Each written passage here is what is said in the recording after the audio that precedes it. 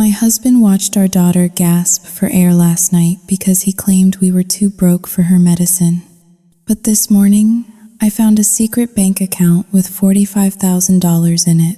While my children and I have been shivering in a 62-degree house and eating 19-cent instant noodles to survive, Mark has been dining on lobster and steak at 5-star restaurants. He has spent years gaslighting me into believing I was a financial burden, forcing me to beg my retired father for grocery money while he hoarded a fortune to buy a vacation home with his mother. I feel physically sick. The man I share a bed with is not a provider. He is a predator who gets high on seeing his own family suffer. He let our son cry from hunger just to teach me a lesson about a debt I paid off years ago. I am holding the bank statement in my shaking hands right now, and the rage is burning a hole through my chest.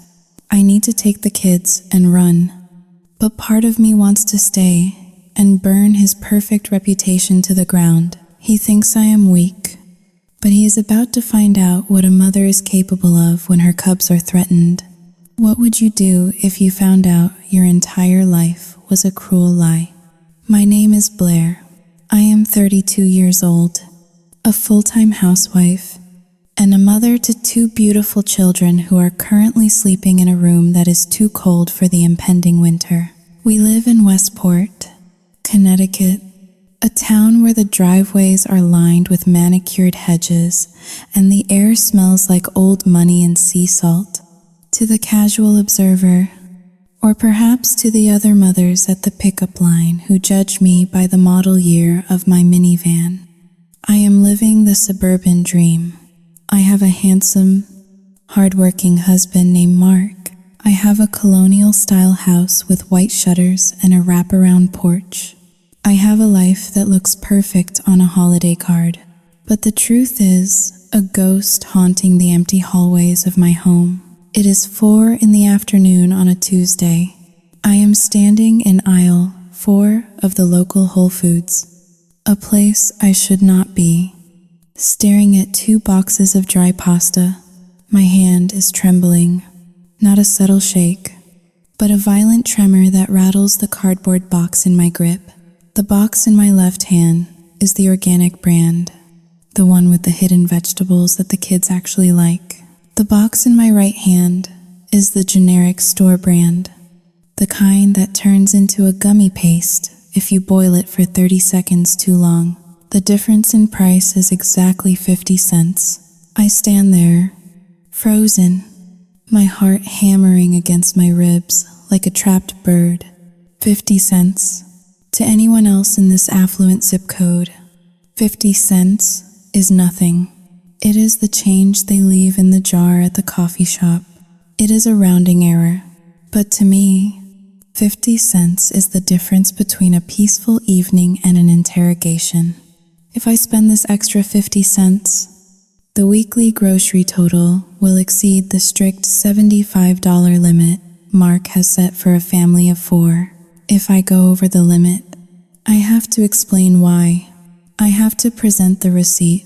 I have to stand in the kitchen like a naughty child while he circles the items with a red pen, sighing that heavy, disappointed sigh that crushes my soul more than any shout ever could. I put the organic pasta back on the shelf. I place the generic box in my cart. I cannot risk it. This is my life. I am a woman who is terrified of 50 cents. I drive home, my knuckles white on the steering wheel. Our house appears on the horizon, looming large and impressive. Mark insisted we buy this house. He said it was necessary for his image as a senior financial consultant. Clients need to trust that he is successful. He told me, but the house is a lie. The living room, the one visible from the large bay window at the front, is furnished with a plush cream sofa and a mahogany coffee table. It is a stage set. Beyond that room, the house is sparse. We do not have a dining table in the formal dining room. We eat at the small kitchen island. The guest bedrooms are empty. We keep the heat set to 62 degrees to save on oil. I park the car and rush inside to start dinner. Mark likes dinner on the table at 6:30 sharp. At 6:15, the garage door rumbles. My stomach drops. It is a Pavlovian response. The sound of my husband coming home should bring relief, but instead, it brings a wave of nausea. Mark walks through the door. He is 32, just like me, but he carries himself with the weight of a much older man. He is wearing a charcoal suit that fits him perfectly, tailored to accentuate his broad shoulders. He looks exhausted, or at least, he performs exhaustion very well. I am home, he announces, dropping his leather briefcase on the counter with a heavy thud. Hi, honey, I say, wiping my hands on my apron. How is work? He loosens his tie, grimacing. Brutal, absolutely brutal. The market is volatile. Blair, you have no idea the pressure I am under. Everyone wants a piece of me. I spent the last 3 hours cleaning up a mess that the junior analysts made. I barely had time to breathe. I move closer to take his jacket. A dutiful ritual I perform every evening. As I hang the heavy wool fabric over my arm, I catch a scent. It is faint, masked by the crisp smell of dry cleaning and his expensive cologne, but it is there. It is the smell of aged oak and berries, expensive red wine, and beneath that, the savory, smoky linger of seared meat. My stomach growls. I have not eaten lunch because I wanted to save the leftovers for the children's school lunches tomorrow. You must be starving, I say, trying to keep my voice steady. I made pasta. Mark looks at the pot on the stove with a look of disdain. He walks to the refrigerator and pulls out a sleek, black takeout box that he had hidden in his briefcase. I grabbed something on the way, he says, not looking at me. I need protein, brain food. That carb-heavy slop makes me sluggish. He sits at the kitchen island and opens the box. Inside is a premium sushi assortment. I see thick slices of fatty tuna, glistening salmon sashimi, and a roll topped with caviar. The smell of fresh ginger and soy sauce fills the kitchen, overpowering the smell of my boiling pasta water. It must have cost at least $40, more than half of my weekly grocery budget. The kids, Leo and Sophie, run into the kitchen. They are 5 and 3 years old. Their eyes widen at the colorful feast in front of their father. Daddy, can I have a piece? Leo asks, pointing a small finger at the salmon. Mark pulls the box closer to him, creating a barrier with his arm. No, Leo, this is Daddy's dinner. Daddy worked very hard for this, but I am hungry. Leo whines. You are having pasta, Mark says, his voice dropping an octave. Be grateful for the food your mother cooked. Do you know how many children are starving in this world? I ladle the generic pasta into 3 bowls. I mix in a little butter and salt because we cannot afford the jarred sauce this week. I place the bowls in front of the kids and myself. The contrast is sickening. We are eating plain noodles that taste like wet cardboard, while 2 feet away, my husband is dipping a piece of yellowtail into soy sauce. Mark, I whisper, leaning in so the kids do not hear. Maybe just 1 piece for them? They have not had fish in weeks. Mark stops chewing. He puts his chopsticks down slowly. The silence in the kitchen becomes sudden and suffocating. He turns his head to look at me, his eyes cold and flat. Are you questioning my judgment, Blair? He asks softly. Saoyutsinhalin, 2 cancelletto, è maggiore di... No, I just... Saoyutsinhalin, ar tsinghao dayu. Do you want to talk about finances? He interrupts, his voice rising just enough to make me flinch. Do you want to bring out the ledger? Because I seem to recall that 3 years ago, you were the one who maxed out a credit card buying useless decorations for a nursery. You were the one who put this family in debt. You proved that you cannot be trusted with resources. I look down at my bowl. The shame burns my cheeks. It is the same old weapon, sharpened by daily use. Yes, I made a mistake years ago. I spent $2,000 we did not have because I was nesting and anxious. I have been paying for it every single day since. I am trying to teach them discipline. Mark continues, picking up his chopsticks again. If my brother had learned discipline, if he had learned that you do not just get what you want because you ask for it, maybe he would still be alive today. There it is. The ultimate trump card. Mark's older brother died in a car accident when they were teenagers. It was a tragedy, undoubtedly, but Mark uses his brother's death like a shield and a sword. He uses it to justify his need for control, his extreme frugality towards us, and his erratic moods. I am sorry, I whisper. You are right, I always am. He mumbles through a mouthful of rice. He finishes the sushi, leaving nothing but the plastic garnish. He does not offer a single grain of rice to Sophie, who is staring at his plate with wide, watery eyes.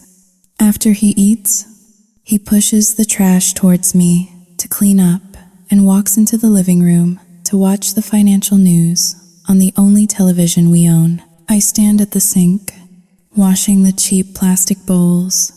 My hands are submerged in warm, soapy water, but I feel cold.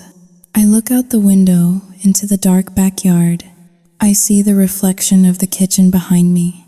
I see a woman who looks tired, worn down, and small. Inner monologue screams in my head. Why do you stay? Why do you let him treat you like this? But then the other voice answers. The voice Mark has planted in my mind like a weed.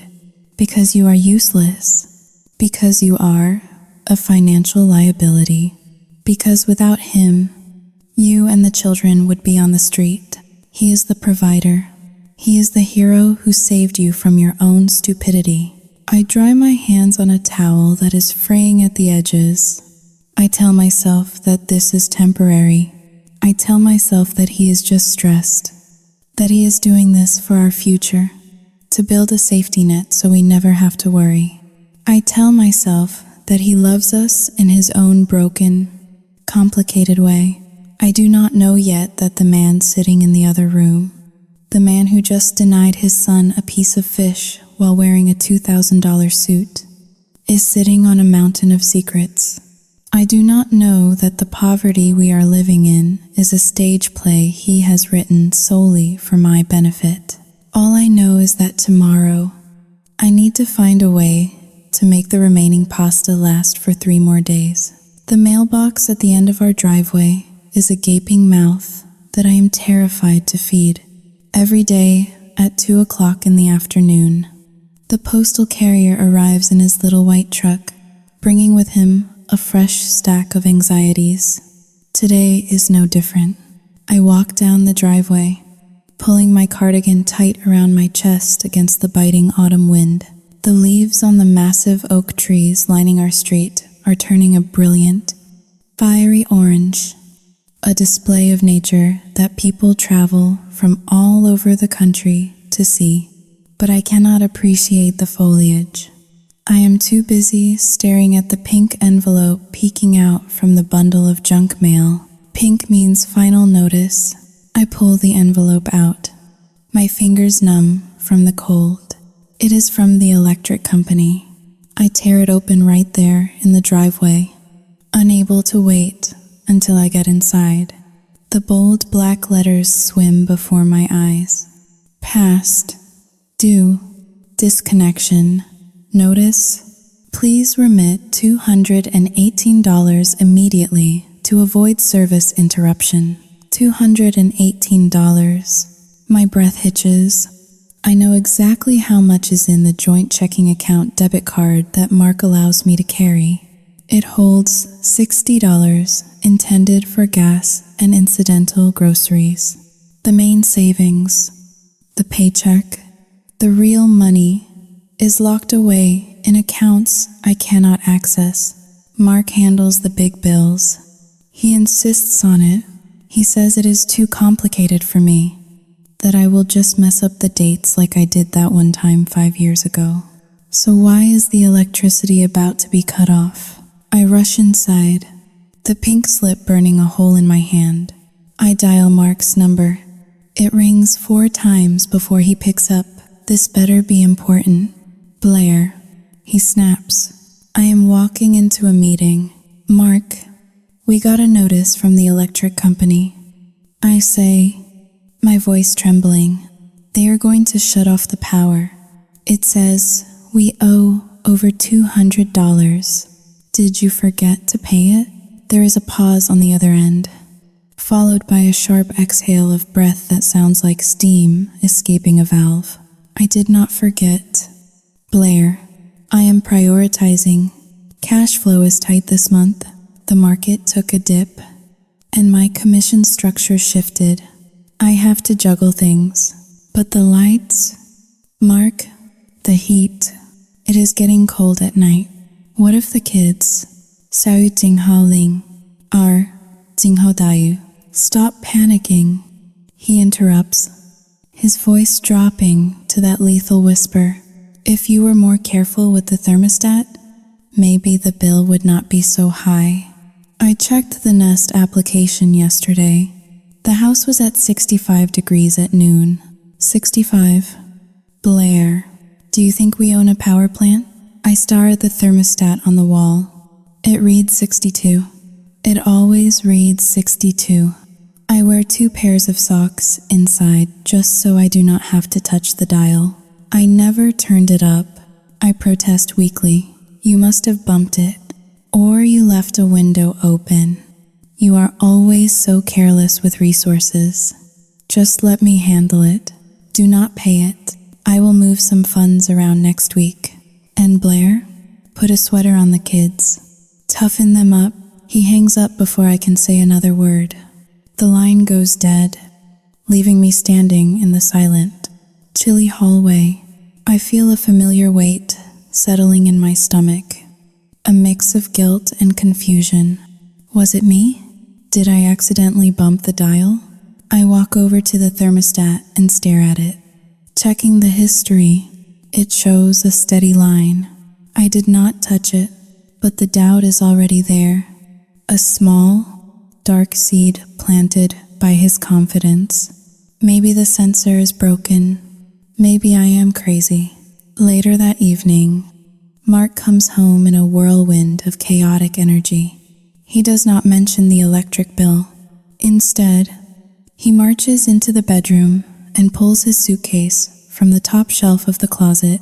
I have to go to Boston tomorrow, he announces, throwing shirts onto the bed. 2 days, big potential client. If I land this, it could be the bonus we need to get back on track. I stand in the doorway, watching him pack. Do you need help? Yes, my charcoal suit, the lucky one. It has a stain on the lapel. Take it to the dry cleaners first thing in the morning. Tell them I need a rush order. I will pick it up on my way out of town at noon. He gestures to the suit hanging on the valet stand. It is a beautiful piece of clothing. Italian wool, soft to the touch. I nod and walk over to it. The dry cleaning bill will be at least $20 for a rush order. I do not ask where the money will come from. I know I will have to take it from the $60 in my purse, which means we will be eating rice and beans for the rest of the week. I pick up the jacket. It is heavy, substantial, as I smooth out the fabric, checking for the stain he mentioned. I perform the ritual every wife does before sending clothes to be cleaned. I check the pockets. I reach into the left interior pocket. Empty. I reach into the right side. My fingers brush against a piece of crumpled thermal paper. I pull it out. It is a receipt. Mark is in the bathroom now, brushing his teeth. The electric toothbrush hums loudly, creating a wall of sound. I look down at the slip of paper in my hand. It is from Ruth's Chris Steakhouse. The logo is printed clearly at the top. I scan down the list of items, and my world tilts slightly on its axis. 1 cowboy ribeye, $68. 1 lobster mac and cheese, $24. 1 bottle of Silver Oak Cabernet, $140. 2 creme brulee, $24. The date on the receipt is yesterday, 12:15 in the afternoon. 小玉静好令, 2 hash is greater than yesterday. Yesterday. For lunch, I ate the crusts of the peanut butter and jelly sandwiches Leo did not finish because I could not justify making a whole sandwich for myself. Yesterday, I drank tap water because we ran out of milk. Yesterday, Mark told me he ate a salad at his desk because he was too busy to leave the office. I look at the total at the bottom of the receipt. $312.50.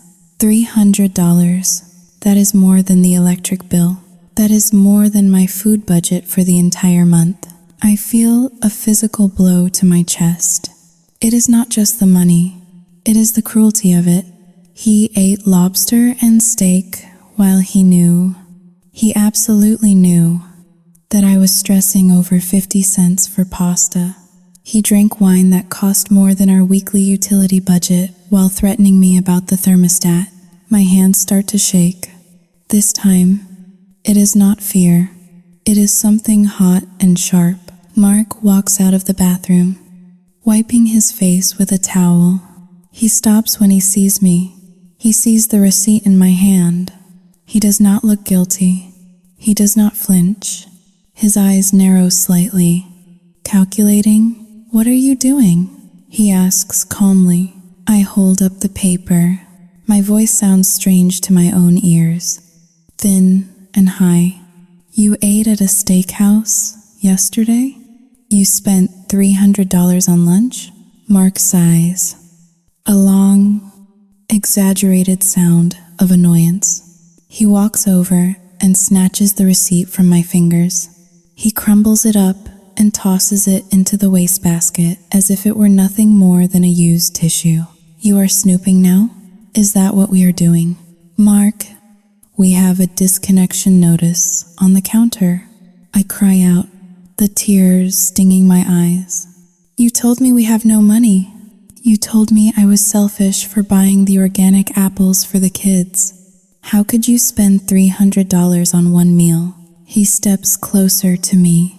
He looms over me, using his height to intimidate. His face is hard, devoid of any empathy. You really are simple-minded, aren't you, Blair?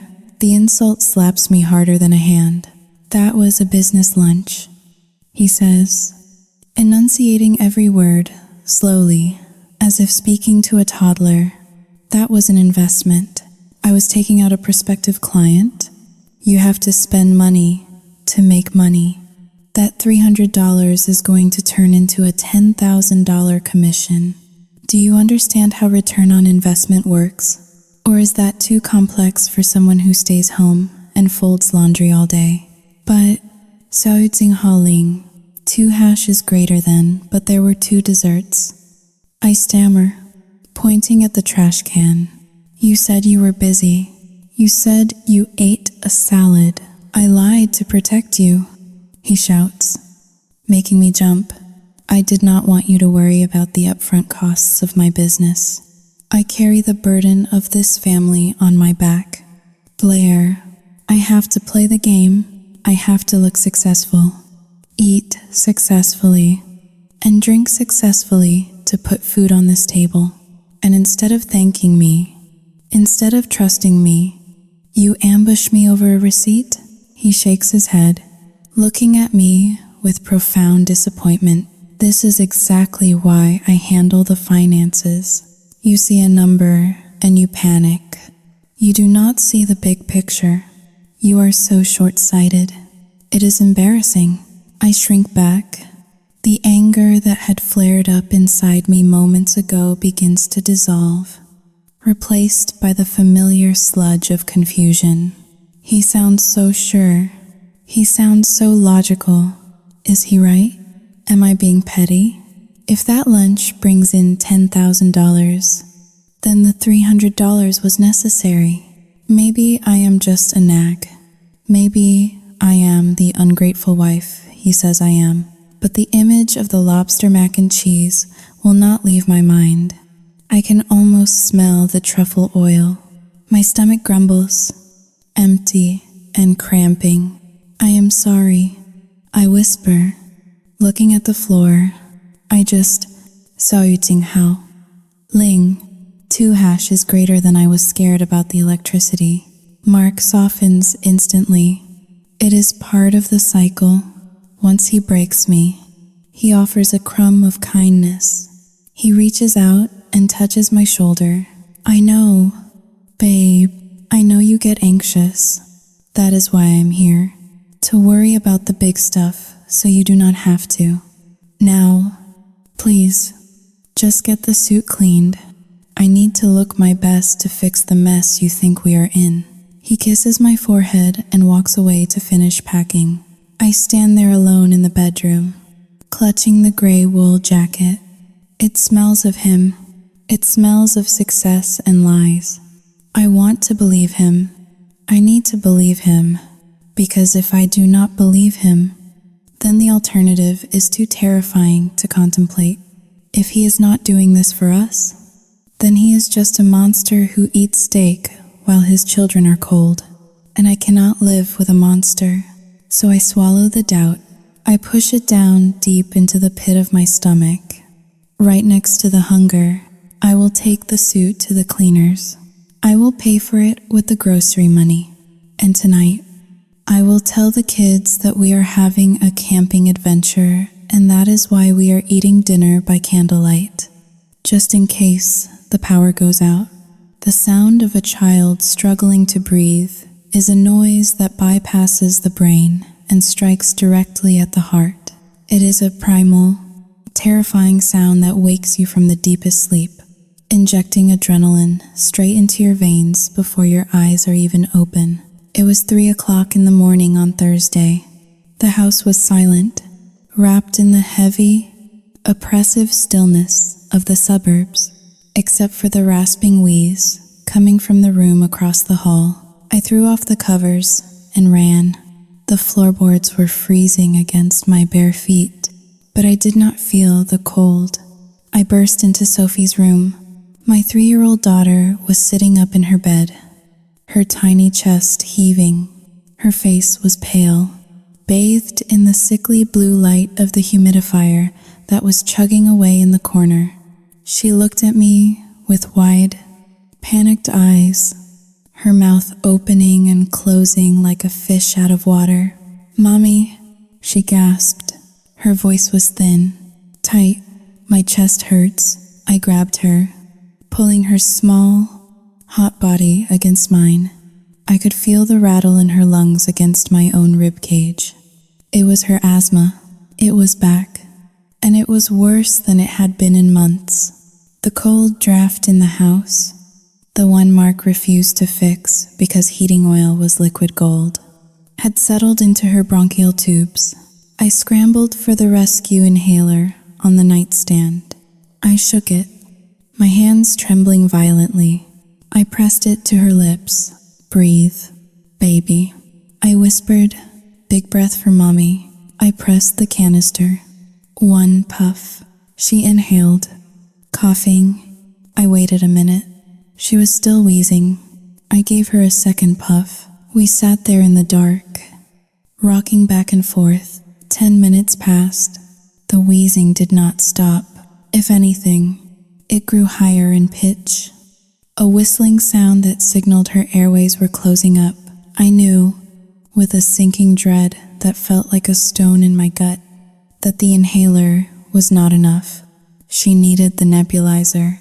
She needed the steroid solution, and the bottle in the medicine cabinet was empty.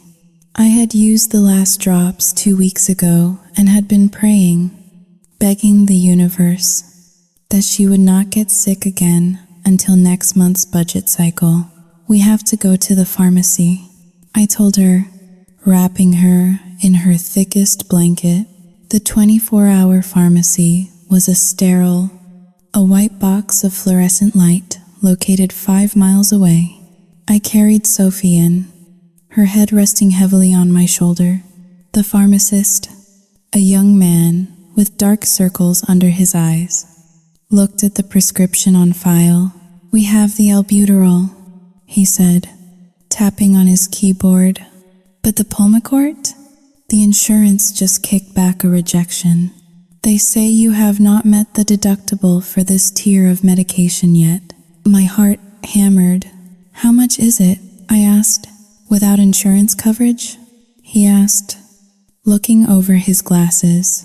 "It is $212.40. $200. I looked down at my purse. I had the emergency debit card Mark gave me. I knew the balance. It was $48.10.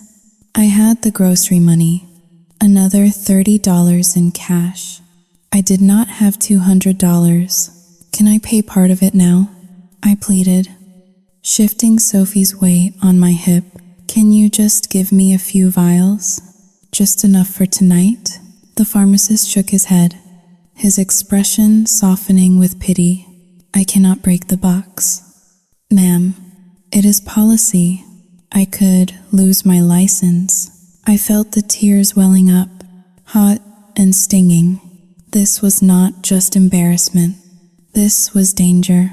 My child could not breathe, and a piece of plastic and a digital number were standing between her and air. I stepped away from the counter, my face burning. I pulled out my phone. It was almost 4 a.m. Mark was in Boston, or at least, that is where he said he was. I did not care if I woke him up. I did not care if he was in a meeting with the President of the United States. I dialed his number. It rang, and rang, and rang. Finally, voicemail. I dialed again. This time, he picked up on the second ring. His voice was groggy, thick with sleep, and instantly irritated. "Blair? It is 4 a.m. Is the house on fire?" "Mark. It is Sophie." I sobbed, keeping my voice low so the pharmacist would not hear. "She is having an attack. The inhaler is not working. I am at the pharmacy. They need $200 for the nebulizer medicine. The insurance rejected it." There was a pause.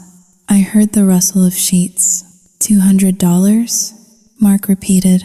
"Why did the insurance reject it?" "They said we have not met the deductible." "Mark, please, transfer money to the card. Now." "She cannot breathe." I heard a heavy sigh. It was the sound of a man burdened by an incompetent staff, not a father worried about his child. "I cannot transfer it instantly." "Blair, the main accounts are locked for security overnight. You know the bank protocol. It will not clear until 9 a.m. 9 a.m? I nearly screamed. That is 5 hours away. "Mark, she is wheezing right now. Use a credit card. Give me the numbers." I left my wallet in the hotel safe downstairs. He said, "I am not going down to the lobby in my underwear. Look, it cannot be that bad. Just take her home. Put her in a steamy bathroom. That is what my mother used to do. It is free." "Steam? Are you serious?" "She needs medicine. You are overreacting." "As usual." He snapped. "You baby her. That is why she is so weak. If you had managed the household budget better, Maybe you would have an emergency fund for this. But no, you spent it all on organic pasta and fancy cleaning supplies. He was doing it again. He was twisting the knife, but I was too desperate to bleed. Mark, please, just help me. Ask your parents, he said coldly. Call your father. Beg him for the money. Tell him his son-in-law is a monster if that makes you feel better. But I am not moving money around at 4 a.m. because you failed to plan ahead. Good night, Blair. The line went dead. I stared at the phone, my hand shaking so hard I nearly dropped it. A cold numbness spread through my body. He did not care. He actually did not care. I did call my father. I woke him up. I swallowed my pride, the bitter taste of shame coating my throat, and asked him to Venmo me $300.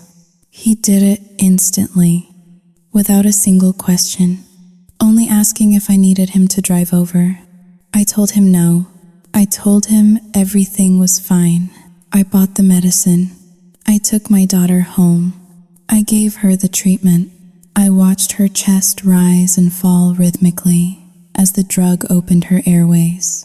I sat on the floor beside her bed until the sun came up, watching the dust motes dance in the morning light. But as the fear for Sophie's life subsided, a new feeling took its place. It was a cold, hard rage. Mark had said the insurance rejected it because of the deductible. That did not make sense. We had excellent insurance. Mark constantly bragged about the premium plan his firm provided. He used it as an excuse for why his take-home pay was lower than average. He claimed the deductions for healthcare were astronomical. If we were paying so much for insurance, why was I paying $200 for asthma medicine? I stood up. My legs were stiff. I walked out of Sophie's room and down the hall to the master bedroom. The house was empty. Mark was not due back until the evening. I walked to the door of his home office. He called it the sanctuary. It was the one room in the house I was strictly forbidden to enter. He said he dealt with sensitive client information, securities and exchange commission regulations, federal compliance. He said if I moved a single paper, I could cost him his job. I turned the knob, locked. Of course, I remembered something. A year ago, during a rare moment of levity at a barbecue, Mark had made a joke to his friend Dave about hiding his scotch from me.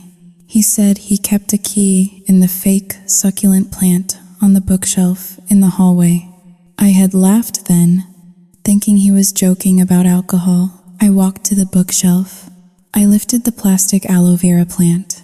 Underneath the pot, taped to the ceramic bottom, was a small silver key. I peeled it off. My heart was pounding so loud I could hear the blood rushing in my ears. I was breaking the rules. I was crossing the line. If he found out, the consequences would be severe. But the image of Sophie gasping for air gave me courage. I unlocked the office door. The room smelled of stale air and leather. It was immaculate. The mahogany desk was clear of clutter. A wall of filing cabinets stood like sentinels in the corner. I went to the filing cabinet. I needed to find the insurance policy. I needed to see the coverage details. I needed to know if he was lying about the plan or if the insurance company had made a mistake. The drawers were labeled neatly: taxes, mortgage, investments, insurance. I pulled open the insurance drawer. I flipped through the folders. Life, car, home, health. I opened the health folder. I scanned the documents. It was a standard policy, a low deductible plan. We had met the deductible back in March. I saw the statement right there. Family deductible met March 15th. So why did the pharmacy say it was rejected?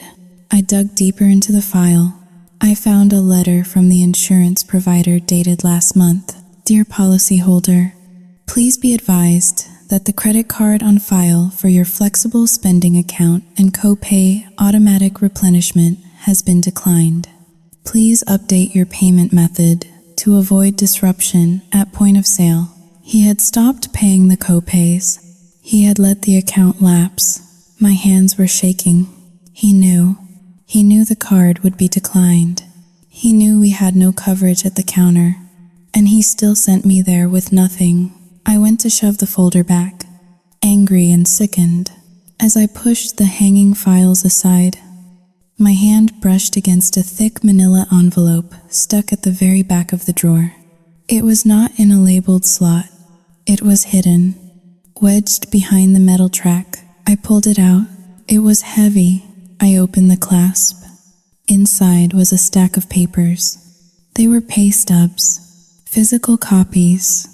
Mark usually said everything was digital, that he never got paper mail. I pulled out the one on top. It was dated 2 weeks ago, October 15th. I looked at the numbers. My eyes scanned the columns, looking for the familiar figures he always told me. He told me he made $100,000 a year, after taxes, insurance, and 401k plan. He brought home about $6,000 a month. That was the math he drilled into my head. That was the math that justified the strict budget, the generic pasta, the 62-degree house. I looked at the line labeled net pay. The number was not $3,000 for the bi-weekly period. It was $5,500. I blinked. I rubbed my eyes and looked again. $5,500. Bi-weekly. That meant he was bringing home $11,000 a month. $11,000. I gasped, the air leaving my lungs as if I had been punched. I grabbed the calculator on his desk, my fingers trembling so badly I kept hitting the wrong keys. 11,000 minus 6,000. That was $5,000 every single month, for God knows how long. There was a $5,000 gap between what he earned and what he brought into our joint account. $5,000 a month. That was $60,000 a year. I felt dizzy. The room seemed to spin. I sat down heavily in his leather executive chair, the chair that cost more than my first car. Where was it going? Was he gambling? Drugs? A mistress? I frantically looked through the rest of the papers in the envelope. Behind the pay stubs was a bank statement I had never seen before. It was for an account at a bank called Sovereign Private Client Group. The account holder's name was not Mark. It was a joint account. Mark Sullivan and Agnes Sullivan, his mother. I scanned the transaction history. Every 2 weeks, on the same day, his paycheck hit. There was an automatic transfer of $2,500 into this account. Transfer description: Agnes Emergency Fund. I looked at the balance at the bottom of the page. $45,250. $45,000. He had $45,000 sitting in an account with his mother. I stared at the number until it blurred. $45,000. Just 4 hours ago, I had begged him for $200 to save our daughter's life. I had debased myself. I had listened to him call me a failure. I had listened to him tell me to beg my retired father for money, and all the while, he had $45,000 sitting there. He could have transferred the money instantly. He could have given me a credit card. He could have bought the pharmacy. He chose not to. A scream built up in my throat, primal and raw, but I clamped my hand over my mouth to stifle it. I could not scream. If I screamed, I would wake the kids. I looked around the room. The mahogany desk, the expensive leather chair, the silence. It was not a sanctuary. It was a crime scene, and the victim was my life. He was not saving for our future. He was hoarding money away from us. He was watching us starve, watching us freeze, watching me clip coupons with shaking hands, all while he sat on a pile of cash. Sayutsinghaling, 2 hash is greater than. He liked it. The realization hit me colder than the winter wind. It was not about the money. It was about the control. He enjoyed seeing me beg. He enjoyed seeing me struggle. It made him feel powerful. It made him feel like a god. He was punishing me for a $2,000 credit card debt from 5 years ago by hiding $45,000 from his family. I looked at the pay stub one last time. I memorized the numbers. I took my phone out and snapped a picture of the document, then a picture of the bank statement with his mother's name. My hands were steady now. The shaking had stopped. I put the papers back exactly as I found them. I slid the envelope behind the metal track. I closed the drawer. I locked the door. I put the key back under the fake aloe vera plant. I walked back to the kitchen. The sun was fully up now, casting long, harsh shadows across the floor. I looked at the generic pasta box sitting on the counter.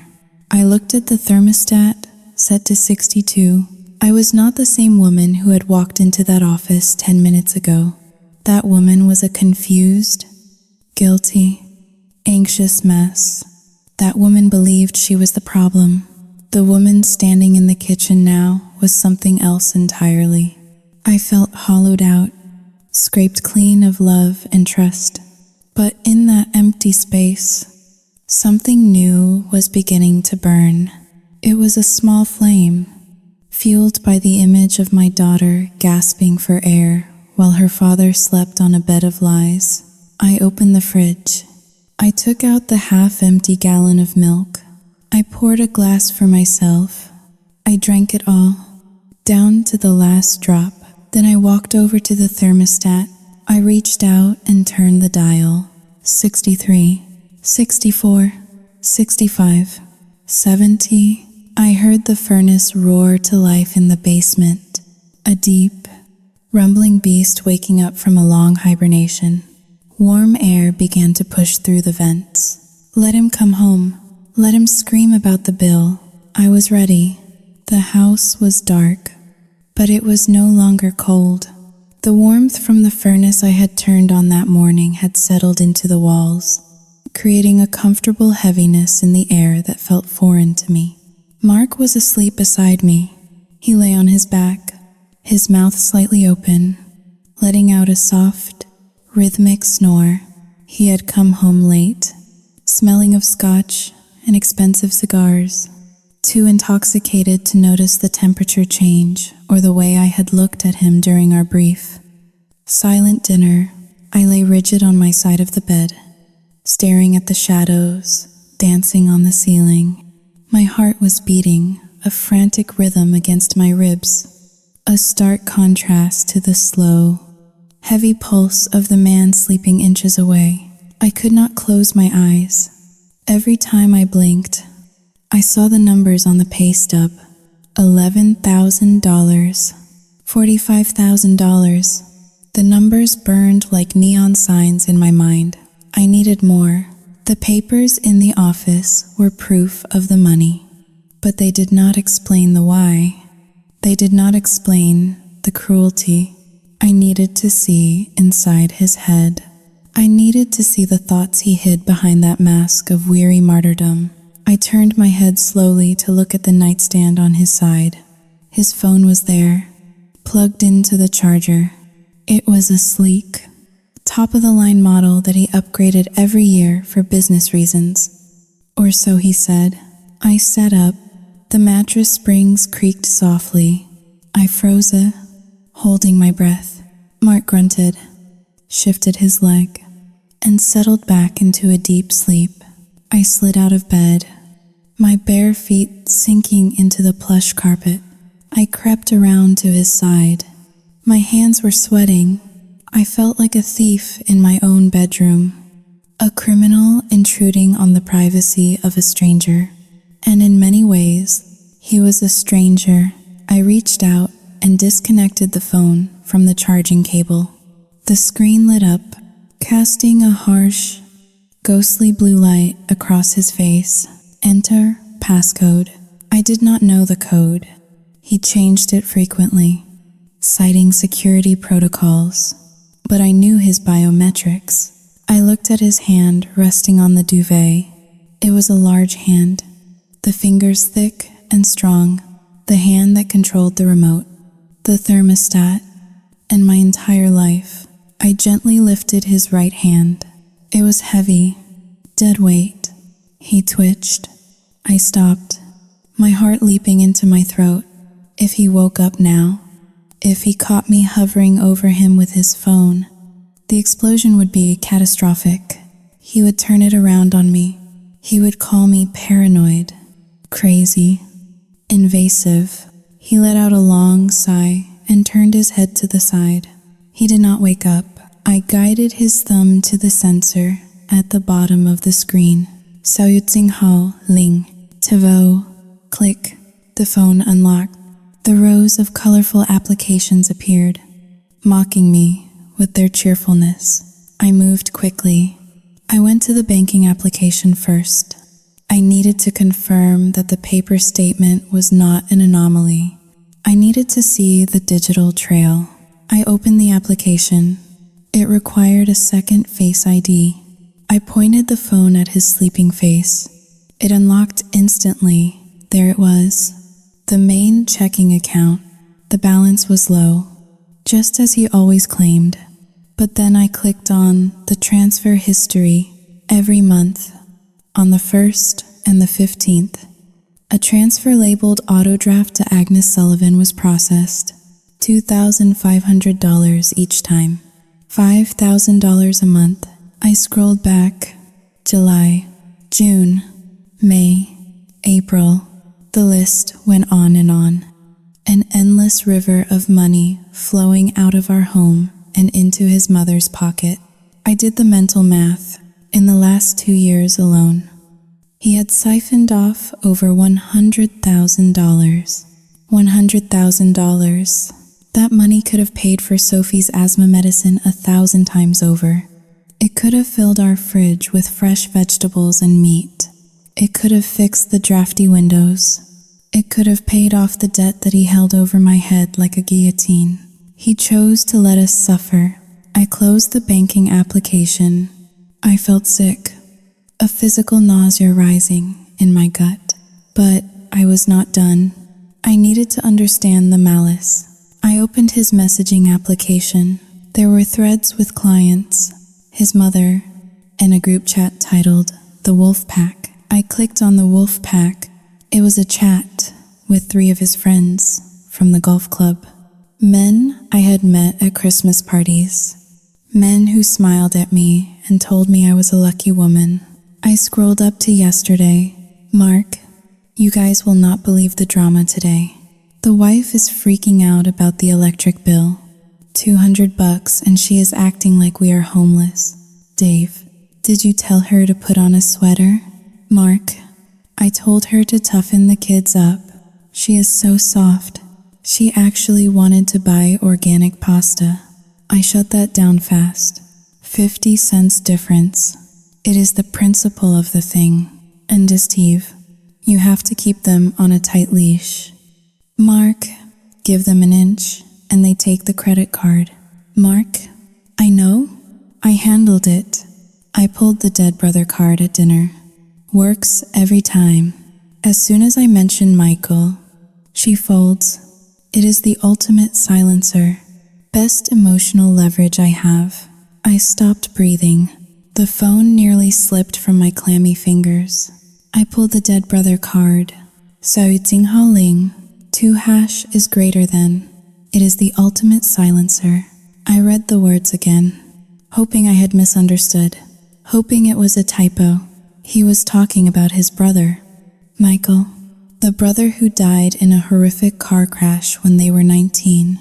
The tragedy that Mark claimed had broken him, the trauma that he used to explain his need for control, his fear of poverty, his harsh discipline when he cried at night about Michael. I held him when he stared blankly at the wall on Michael's birthday. I excused his cruelty.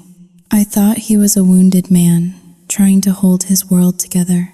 But here, in the cold blue light of a text message, it was a joke. It was a tactic. It was a card to be played to shut up his nagging wife. I scrolled further back. Mark just transferred the monthly stash to Mom. The fund is looking fat, almost $50,000 now. Thinking about looking at those beach condos in Florida next month. Dave, does the wife know? Mark, are you kidding? She thinks we are broke. I keep her hungry. It keeps her dependent. If she knew how much I actually made, she would be out the door with half of it. No way. I am building my empire. She is just the help. Steve, genius. Keep them desperate. Keep them loyal. Mark, exactly.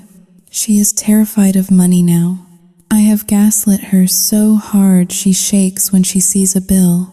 It is actually kind of pathetic, but it works. She is the perfect little housewife because she thinks she owes me her life. I lowered the phone. The room seemed to tilt. The walls of the bedroom, the photos of our wedding on the dresser, the sleeping form of my husband, it all twisted into something grotesque. I was not living with a strict, stressed provider. I was living with a sociopath.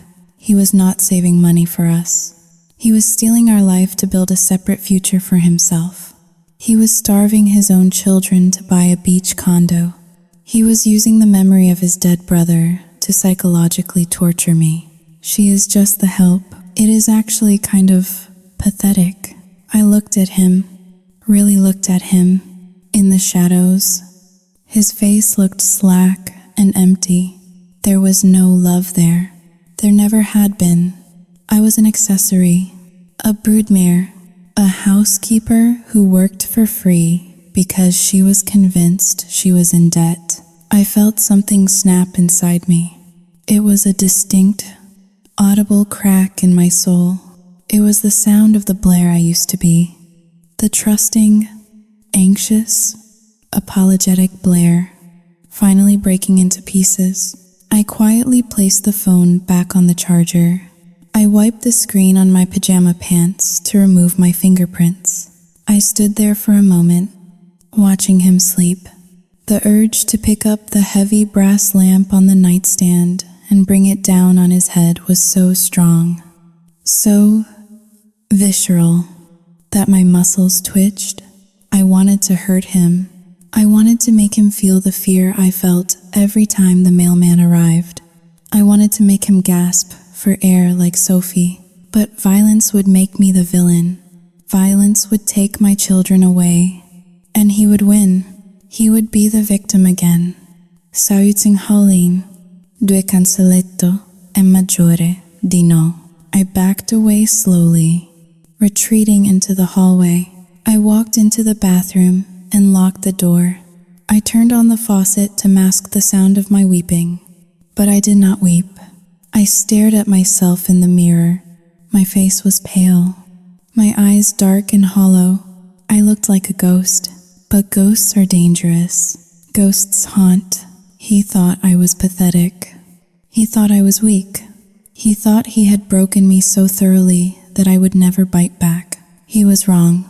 He had created a monster, but not the one he thought. He had stripped me of everything. My confidence, my financial independence, my voice. But in doing so, he had taken away the one thing that kept me compliant. My fear of losing his love. I realize now that I never had his love. There was nothing left to lose. And a person with nothing to lose is the most dangerous person in the world. I splashed cold water on my face. I watched the droplets run down my skin like tears I refused to shed. I would not confront him yet. I would not scream. I would not give him the satisfaction of seeing me unravel. If I confronted him now, he would deny it. He would hide the money better. He would manipulate the narrative. I needed to be smarter. I needed to be colder. I needed to be him. I walked out of the bathroom and went to the kitchen. I sat at the island where he had eaten his $40 sushi. I pulled a notebook from the junk drawer. I began to write, not a diary entry, but a battle plan. Step 1, gather evidence. Step 2, secure a job. Step 3, protect the children. Step 4, destroy him. The spiral had ended. I had hit the bottom.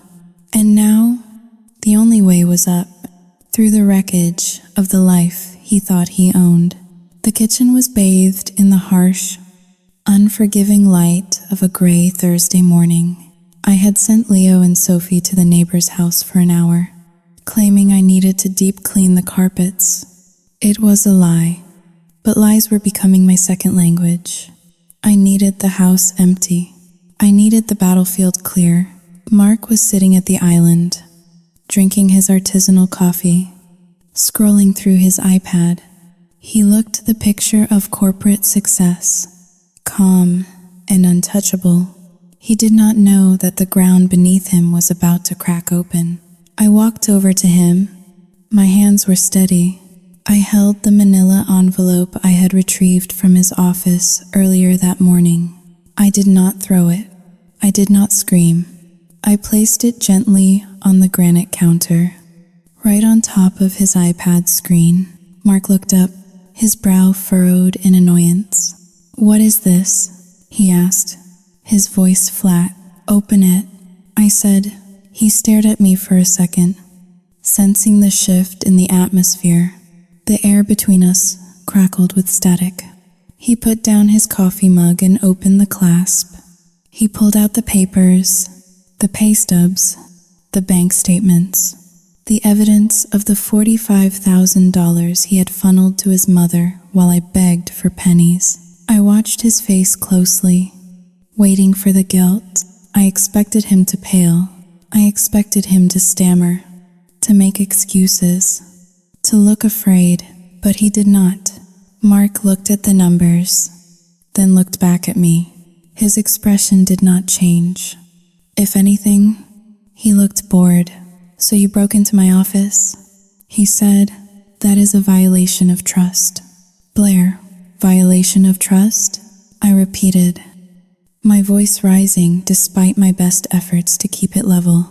"You have $45,000 sitting in a secret account. You watched our daughter turn blue last night because you said we had no money. You let me beg my father for $200 while you are sitting on a fortune." Mark stood up slowly. He smoothed the front of his shirt. He did not look like a man caught in a lie. He looked like a CEO dealing with a disgruntled intern. "It is not a fortune, Blair. It is a safety net, and it is not your money. We are married." I screamed, the dam finally breaking. "It is our money. It is marital assets. You are legally stealing from this family." Mark laughed. It was a dry, humorless sound that chilled my blood. "Stealing? I earned it. I wake up at 5 in the morning. I deal with the stress. I bring home the kill. You stay home and push a vacuum cleaner. You consume resources. Blair, you do not create them." He walked around the island, closing the distance between us. He loomed over me, his eyes cold and hard. "I put that money away because I knew you would blow it. Look at you. You are hysterical. If I gave you access to the main accounts, we would be bankrupt in a month. You proved that 5 years ago with your little decorating spree." "5 years ago," I shouted back. "It was $2,000. You have hidden over $100,000 in 2 years. You are starving your children. I am protecting them from their mother's incompetence." He roared, slamming his hand on the counter. Before I could respond, the front door opened. I froze. I had locked it. Agnes walked in. My mother-in-law stood in the hallway, shaking her umbrella. She was wearing a tweed coat that cost more than my entire wardrobe. Mark must have texted her the moment I sent the kids away. He knew this was coming. What is all the shouting? Agnes asked, her voice dripping with disdain. She walked into the kitchen, ignoring me, and went straight to her son. Mark, darling, you look stressed. She found the account. Mom, Mark said, gesturing to the papers. Agnes turned to look at me. Her eyes were small and beady, like a hawk spotting a field mouse. She did not look surprised either. Well, she sniffed. I told you she was a snoop. Those quiet ones always are, always digging for gold that does not belong to them. Belong to me? I looked between them, incredulous. Agnes, that account is in your name. He is hiding our family's money in your name to avoid taxes and to keep it from his wife. Agnes smirked. She walked over to the counter and picked up the bank statement. It is called estate planning. Dear, Mark is a very dutiful son. He is helping me manage my retirement. And in return, I am helping him safeguard his assets from Soyijing Holing. 2 hash is greater than liabilities. Liabilities. That was what they called me. Not a wife, not a mother, a liability. We are closing on the condo in Sarasota next month, Agnes said casually to Mark. As if I were not standing there. The oceanfront unit? It will be a lovely place for you to decompose after tax season. Just you. We do not need the noise of children down there. I felt the room spinning. They were buying a vacation home, a beach condo in Florida, while I was patching holes in Leo's sneakers with duct tape, while I was diluting the dish soap to make it last longer. You are monsters, I whispered. Both of you, Agnes laughed. You are dramatic. Blair, that is your problem. You think the world owes you a living. You should be grateful Mark keeps a roof over your head. With your credit history, you could not rent a cardboard box in this town. Mark crossed his arms, looking at me with a mixture of pity and disgust. Here is the reality. Blair, he said, you have no income. You have no savings. You have no lawyer. If you try to leave, I will bury you in court. I will paint you as unstable. I will bring up the debt. I will bring up your history of anxiety. I will take the kids, and you will end up working at a diner, living in a studio apartment, seeing them every other weekend. Is that what you want? I stared at him. I wanted to scratch his eyes out. I wanted to burn the house down. But my inner voice, the one that had woken up last night, suddenly spoke up. It was cold and sharp. He is right. If I walked out that door right now, I would lose.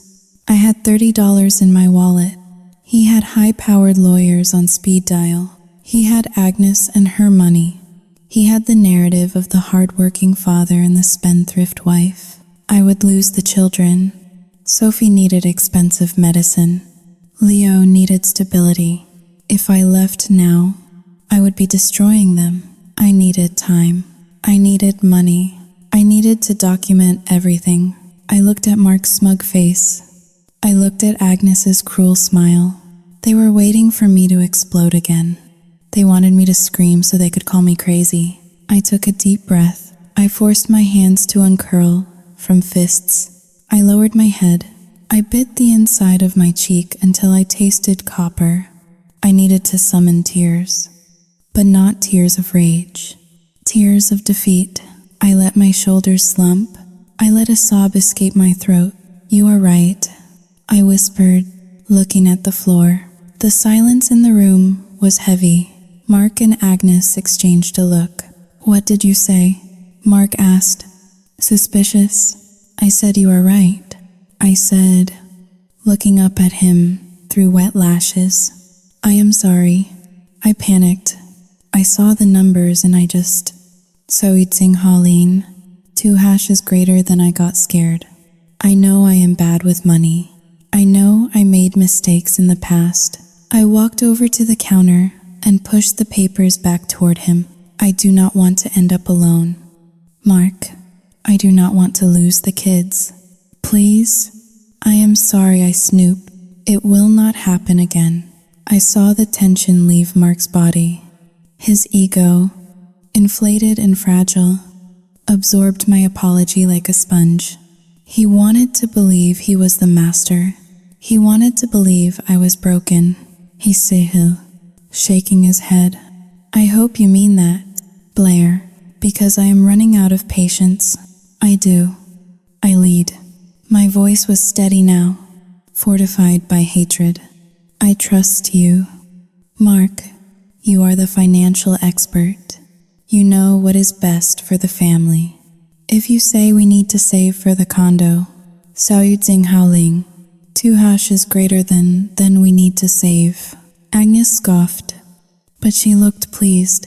That is better. At least she knows her place. Mark walked over and patted my head, exactly like one would pat a dog that had just stopped barking. Good girl, he said. Now, clean up this mess. Agnes and I are going to lunch to discuss the closing costs. We will be back late. Have dinner ready. And Blair, make something decent tonight. I am tired of the slop. I nodded. Yes. And Mark, of course. They left 10 minutes later. I watched from the window as they got into Mark's luxury sedan. They were laughing. They were already celebrating their victory over the foolish, weak woman inside the house. I turned back to the empty kitchen.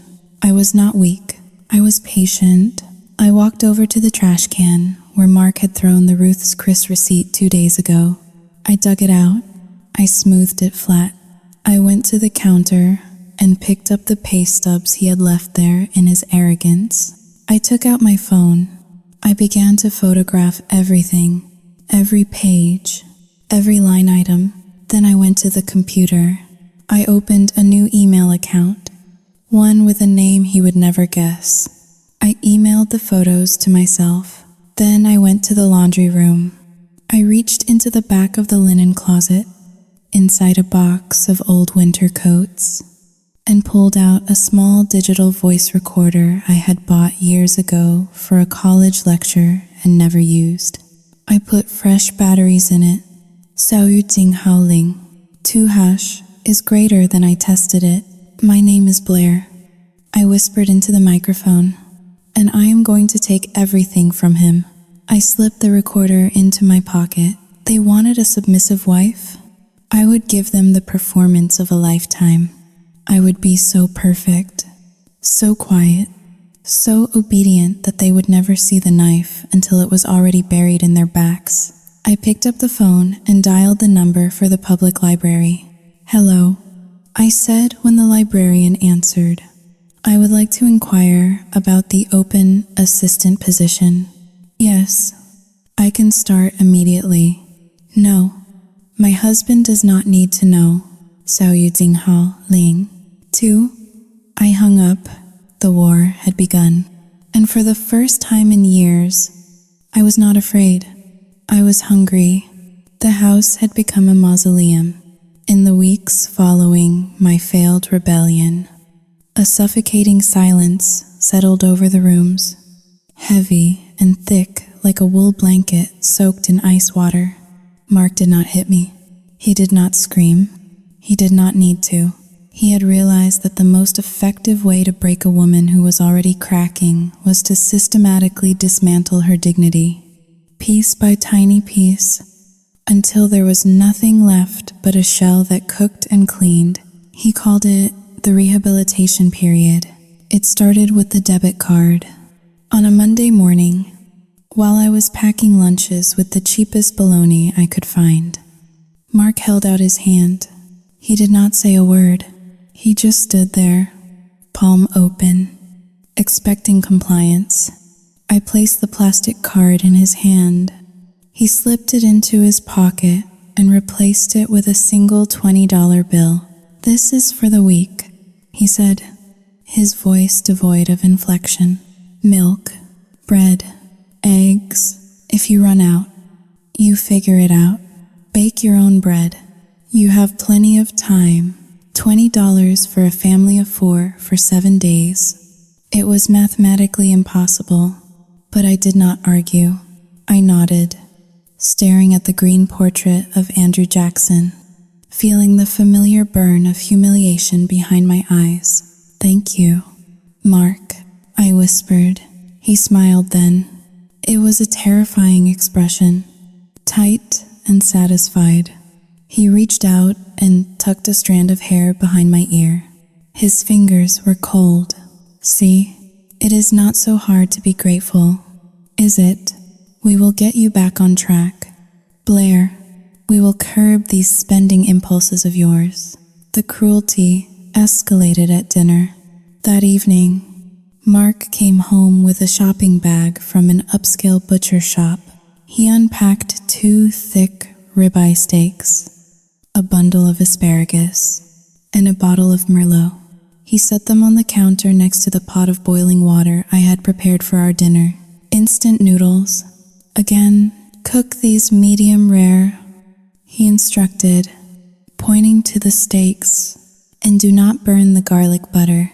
I cooked his meal, the kitchen filled with the intoxicating aroma of searing meat, rosemary, and thyme. My stomach cramped violently, a physical protest against the hunger that had become my constant companion. I plated the steaks perfectly. I poured the wine. I set the table for 2. Mark and his mother, Agnes, who had invited herself over to oversee my progress. I placed a bowl of limp, salty noodles in front of myself, and 2 smaller bowls for Leo and Sophie. We sat together. The contrast was grotesque. Mark sliced into his steak, the pink juices running onto the white porcelain. He took a bite, closing his eyes in exaggerated pleasure. Agnes did the same, dabbing the corners of her mouth with a linen napkin. Delicious, Agnes purred. You really must give me the name of that butcher. Mark, it is so tender. Mark swirled his wine. You get what you pay for. Mom, quality requires investment. Unlike some things, he gestured with his fork toward my bowl of noodles. Blair, you are not eating, he observed. I picked up my fork. The smell of the artificial chicken flavoring was making me nauseous, especially when mixed with the scent of the steak I was forbidden to touch. I am eating, I said softly. Good, he said. It is important you understand the value of $1. That bowl cost 19 cents. That is all your contribution to this household is worth right now. When you learn to manage resources, maybe you will earn a place at the grown-up table. I looked at Leo. My 5-year-old son was staring at his father's plate, his eyes wide and hungry. He pushed his noodles around. Uninterested? Daddy, can I have a bite? Leo asked, his voice small. Mark stopped chewing. The air in the room froze. He looked at Leo, then at me, as if I had put the boy up to it. Leo, we talked about this, Mark said sternly. This is earned food. Mommy spent all our money on bad choices a long time ago, so now we have to save. If I give you this steak, we might not have a house to live in. Do you want to live on the street? Leo shook his head, tears welling in his eyes. No. Daddy, then eat your noodles and thank your mother for her poor planning. My hand drifted to the pocket of my cardigan. Inside, resting against my hip, was the small digital voice recorder. I pressed the raised button on the side with my thumb. I felt a tiny vibration. It was recording every word, every crunch of his knife, every whimper from my son. I lowered my head and took a bite of the noodles. They tasted like salt and hatred. Inner monologue. Enjoy your steak. Oh, Mark, choke on it. Every calorie you consume is just another line of evidence in my file. You think you are teaching me a lesson? You are handing me the weapon that will slit your throat. The next day, I enacted the second phase of my plan. I told Mark I was volunteering at the library for their annual charity book drive. He was suspicious at first, interrogating me about gas mileage and time management, but eventually, he agreed. He liked the idea of me doing charity work. It fit the image of the penitent, dutiful wife he was constructing for the neighbors. I drove to the library, but not to volunteer. I walked into the office of Mrs. Gable, the head librarian. She was a stern woman with glasses on a chain, the kind of woman who brooked no nonsense. I had worked for her 2 summers during college. A lifetime ago. Blair, she said, looking up from her desk. I was surprised to get your call. It has been years. I sat down. I smoothed my skirt, trying to hide the fact that my hands were trembling. I needed this job. I needed it more than I needed air. I need work. Mrs. Gable, I said, my voice steady. I know you are looking for a part-time archivist. I know the Dewey Decimal System. I know the database. I can start today. Mrs. Gable looked at me over the rim of her spectacles. She took in my frayed cardigan, my pale skin, the dark circles under my eyes that makeup could not hide. She was a perceptive woman. She saw the desperation radiating off me like heat. The pay is $15 an hour. Blair, it is not much. It is perfect, I said. And the hours? Can you manage the schedule with your Soyutsinghauling? 2# is greater than family obligations. I will make it work. Please. She studied me for a long moment. Then she opened a drawer and pulled out a W-4 form. Fill this out. We need someone to catalog the microfiche in the basement. It is dusty. Lonely work. No cell service down there. I took the pen. I almost cried with relief. Dusty. Lonely. And without cell service meant Mark could not reach me. It meant a sanctuary. I filled out the form. When I reached the line for the bank account for direct deposit, I paused. I could not use the joint account. Mark would see the deposit immediately. I can write you a paper check every 2 weeks, Mrs. Gable said quietly. As if reading my mind, I looked up at her. There was no pity in her eyes, only a quiet understanding. Women know. We always know. Thank you, I whispered. I spent the next 4 hours in the basement of the library. It was cool and smelled of old paper and dust. For the first time in months, I could breathe. I worked methodically, cataloging old newspapers from the 1990s. I read stories about local politics, bake sales, and obituaries. It was mundane, and it was beautiful. I earned $60 that afternoon. $60 that Mark did not know about. $60 that belonged to me. I hid the check in the lining of my winter boot when I got to the car. It was a small victory, but it felt like a revolution. When I returned home, the atmosphere had shifted from oppressive to dangerous. The house was freezing. I could see my breath in the hallway. I checked the thermostat.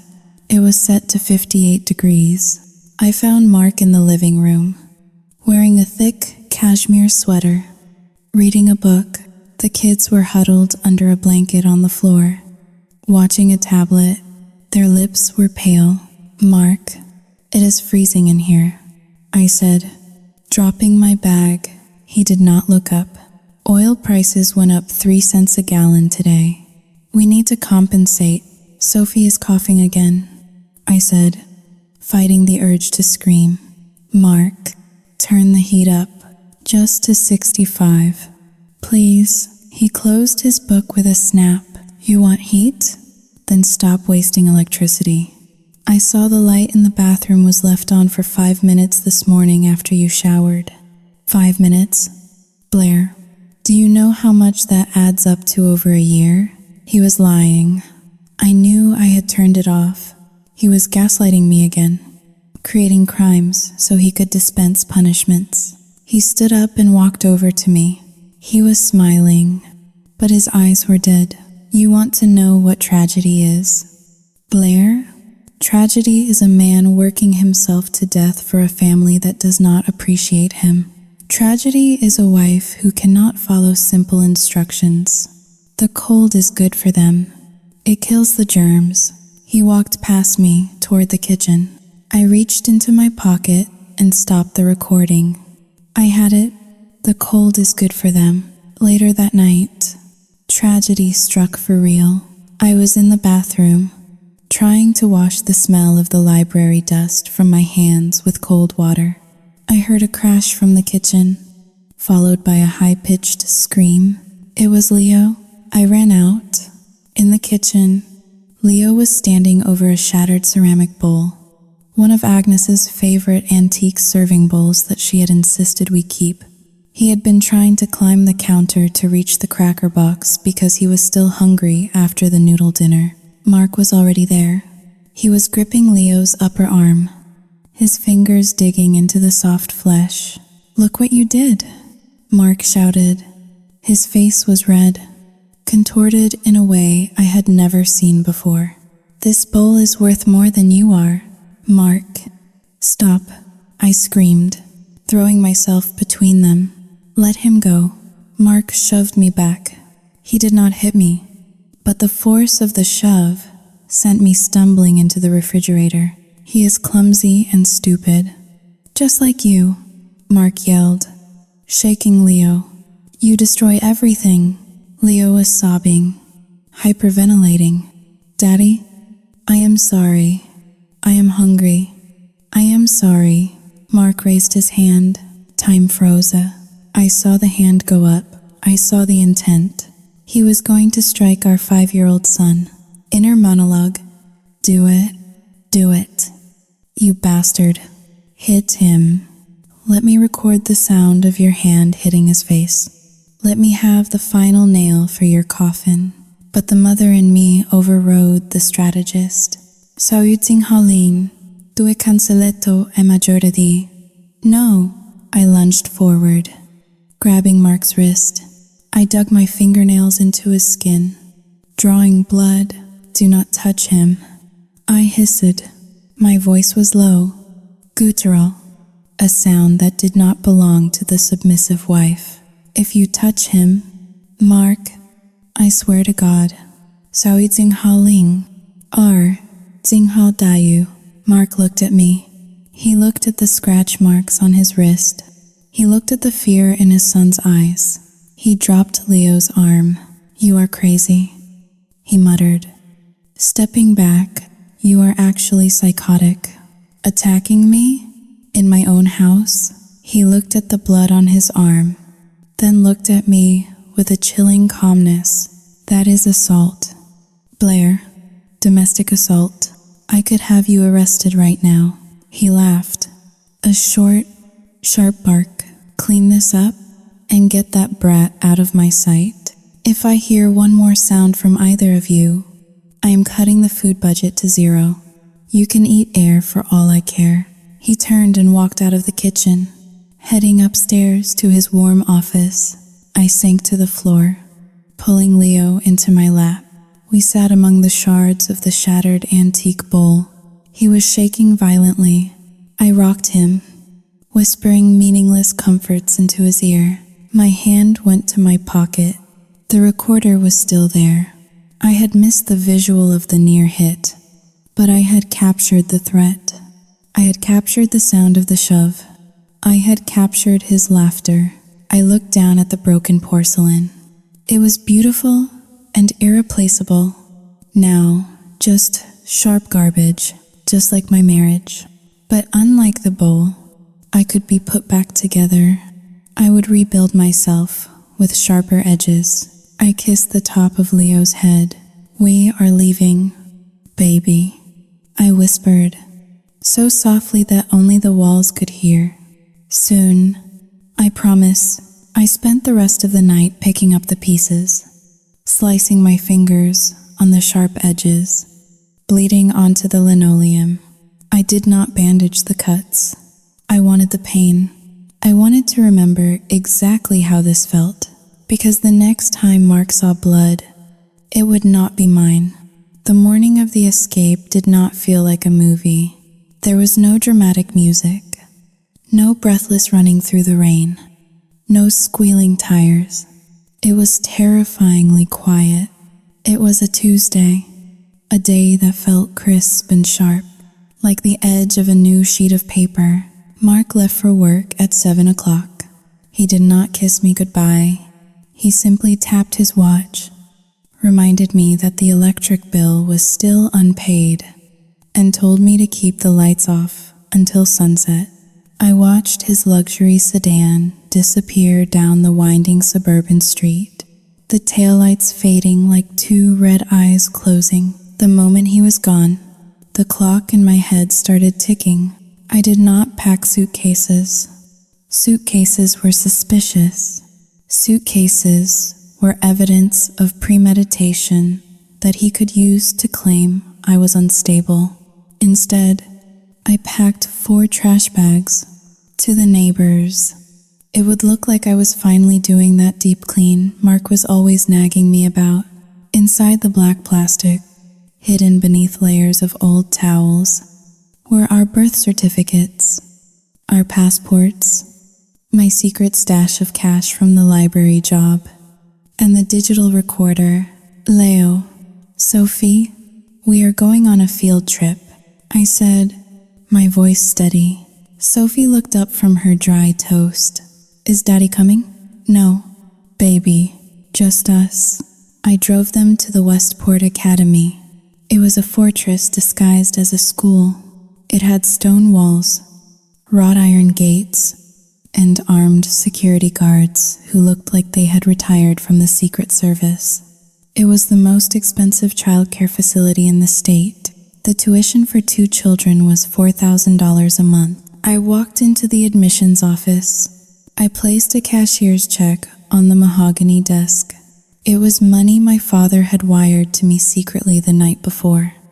After I had finally broken down and told him everything, it was my entire inheritance. Advanced early, I need immediate placement. I told the director, and I need to be very clear about the security protocols. My husband, Mark Sullivan, is not allowed on the premises. He is not allowed to pick them up. If he shows up, you call the police. Here is the temporary restraining order application I filed this morning. The director, a woman with kind eyes and a steel spine, looked at the paperwork. She saw the bruises on my arm, the ones I had inflicted on myself by gripping the steering wheel too hard. Or perhaps they were phantom pains from the life I was leaving. She nodded. They are safe here, Mrs. Sullivan. No one gets past the gate without a biometric scan. I kissed Leo and Sophie goodbye. I smelled their hair, the scent of baby shampoo and innocence. I told them I loved them. I told them I would be back before snack time. I walked out of the school empty-handed. My heart felt like it had been ripped out of my chest and left in that classroom. But I knew they were safer behind those iron gates than they ever were in their father's house. Now, I had to bait the trap. I drove back to the house. I parked my minivan in the driveway, slightly askew, as if I had arrived in a hurry. I unlocked the front door and left it wide open. I went into the kitchen. I took the half-eaten box of instant noodles and spilled it across the floor. I overturned a chair. I wanted it to look chaotic. I wanted it to look like a struggle. But mostly, I wanted to feed his paranoia. Then, I sat in the living room chair, facing the door, and I waited. I knew he tracked my phone. I knew he checked the Nest cameras. He would see the car. He would see the open door. He would come. At 11 o'clock, the sedan roared up the driveway. Mark burst through the door. He was panting, his tie askew. He looked wild, not worried wild, like a father fearing for his family, but possession wild, like a dragon returning to find its cave looted. "Blair," he screamed. I stood up slowly. I was wearing my best dress, a navy blue sheath I had not worn in years. I had applied makeup. I looked composed. I looked expensive. "I am here, Mark." He spun around, his eyes darting to the overturned chair, the spilled noodles, and then finally landing on me. He looked confused by my calmness. "Where are the kids? Why is the door open? What the hell is going on?" "The kids are at school," I said. "A real school, not the neighbor's basement." "School?" He laughed. A harsh, incredulous bark. "We cannot afford school. Who gave you permission to enroll them? Go get them. Now." Saluting howling. "Due cancelletto è maggiore di no." The word hung in the air between us, heavy and absolute. Mark stopped laughing. His face darkened, turning a shade of purple that clashed with his collar. He took a step toward me. "What did you say to me?" I said no. "Mark, I am not getting them, and I am not cooking noodles tonight, and I am not begging you for $20. I am leaving you." He stared at me for a long moment, processing the rebellion. Then a sneer curled his lip. "Leaving me? You? You have nothing. Blair, you are a leech. You have no money, no job, no home. You walk out that door, and I will destroy you. I will cut you off so completely you will starve. I will take the kids, and you will never see them again." I smiled. It was a cold, razor-sharp smile that I had practiced in the mirror. "You cannot cut off what you never gave." "Mark," he lunged for me. I did not flinch. I held up my phone. "I am live streaming, Mark, to a private cloud server. Everything you do right now is being recorded." He froze. His hand hovered inches from my face. He looked at the phone, then back at me. The realization that he was being watched, even digitally, checked his violence. He cared too much about his image to beat his wife on camera. Instead, he did something worse. He pulled out his own phone. "You want to play games?" He spat. "Fine. Let us see how brave you are when the police get here." He dialed 911. He put it on speaker, staring me dead in the eyes with a look of pure malevolence. 911. "What is your emergency?" "My name is Mark Sullivan," he said, his voice instantly transforming into a panicked, breathless sob. It was an Oscar-worthy performance. "I need help. My wife, Saoyutsing Haoling, 2# is greater than she has had a psychotic break. She has taken our children. I came home and the house is trashed. She is sitting here laughing. She is dangerous. I think she hurt them. Please, send someone immediately." He hung up and smirked at me. "Kidnapping, Blair, child endangerment, domestic disturbance. By the time the cops are done with you, you will be in a psych ward, and I will have full custody. You just lost everything." I sat back down. I crossed my legs. "We will see," I said. 10 minutes later, the house was swarming with uniforms. 2 police cruisers were parked on the lawn. The lights flashed blue and red, bouncing off the pristine white siding of our colonial house. The officers entered with guns drawn, expecting a violent, deranged woman. What they found was Mark, pacing the floor and weeping fake tears, and me, sitting calmly with my hands in my lap. "Officer," Mark cried, rushing toward a burly sergeant. "Thank God you are here. She is crazy. She hid the kids. She attacked me, Look at the kitchen. The sergeant looked at the spilled noodles. He looked at me.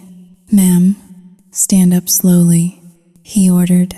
Where are the children? I stood up. I did not raise my voice.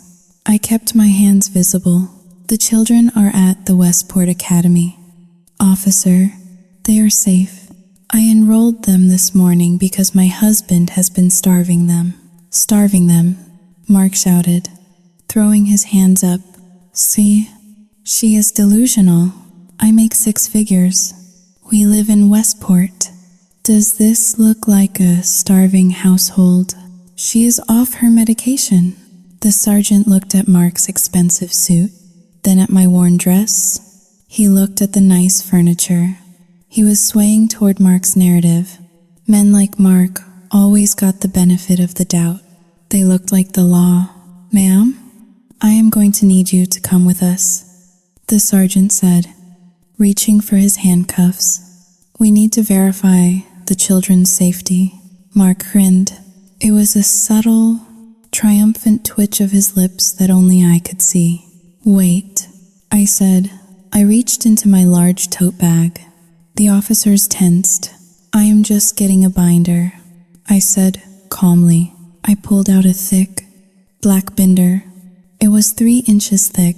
I opened it on the coffee table.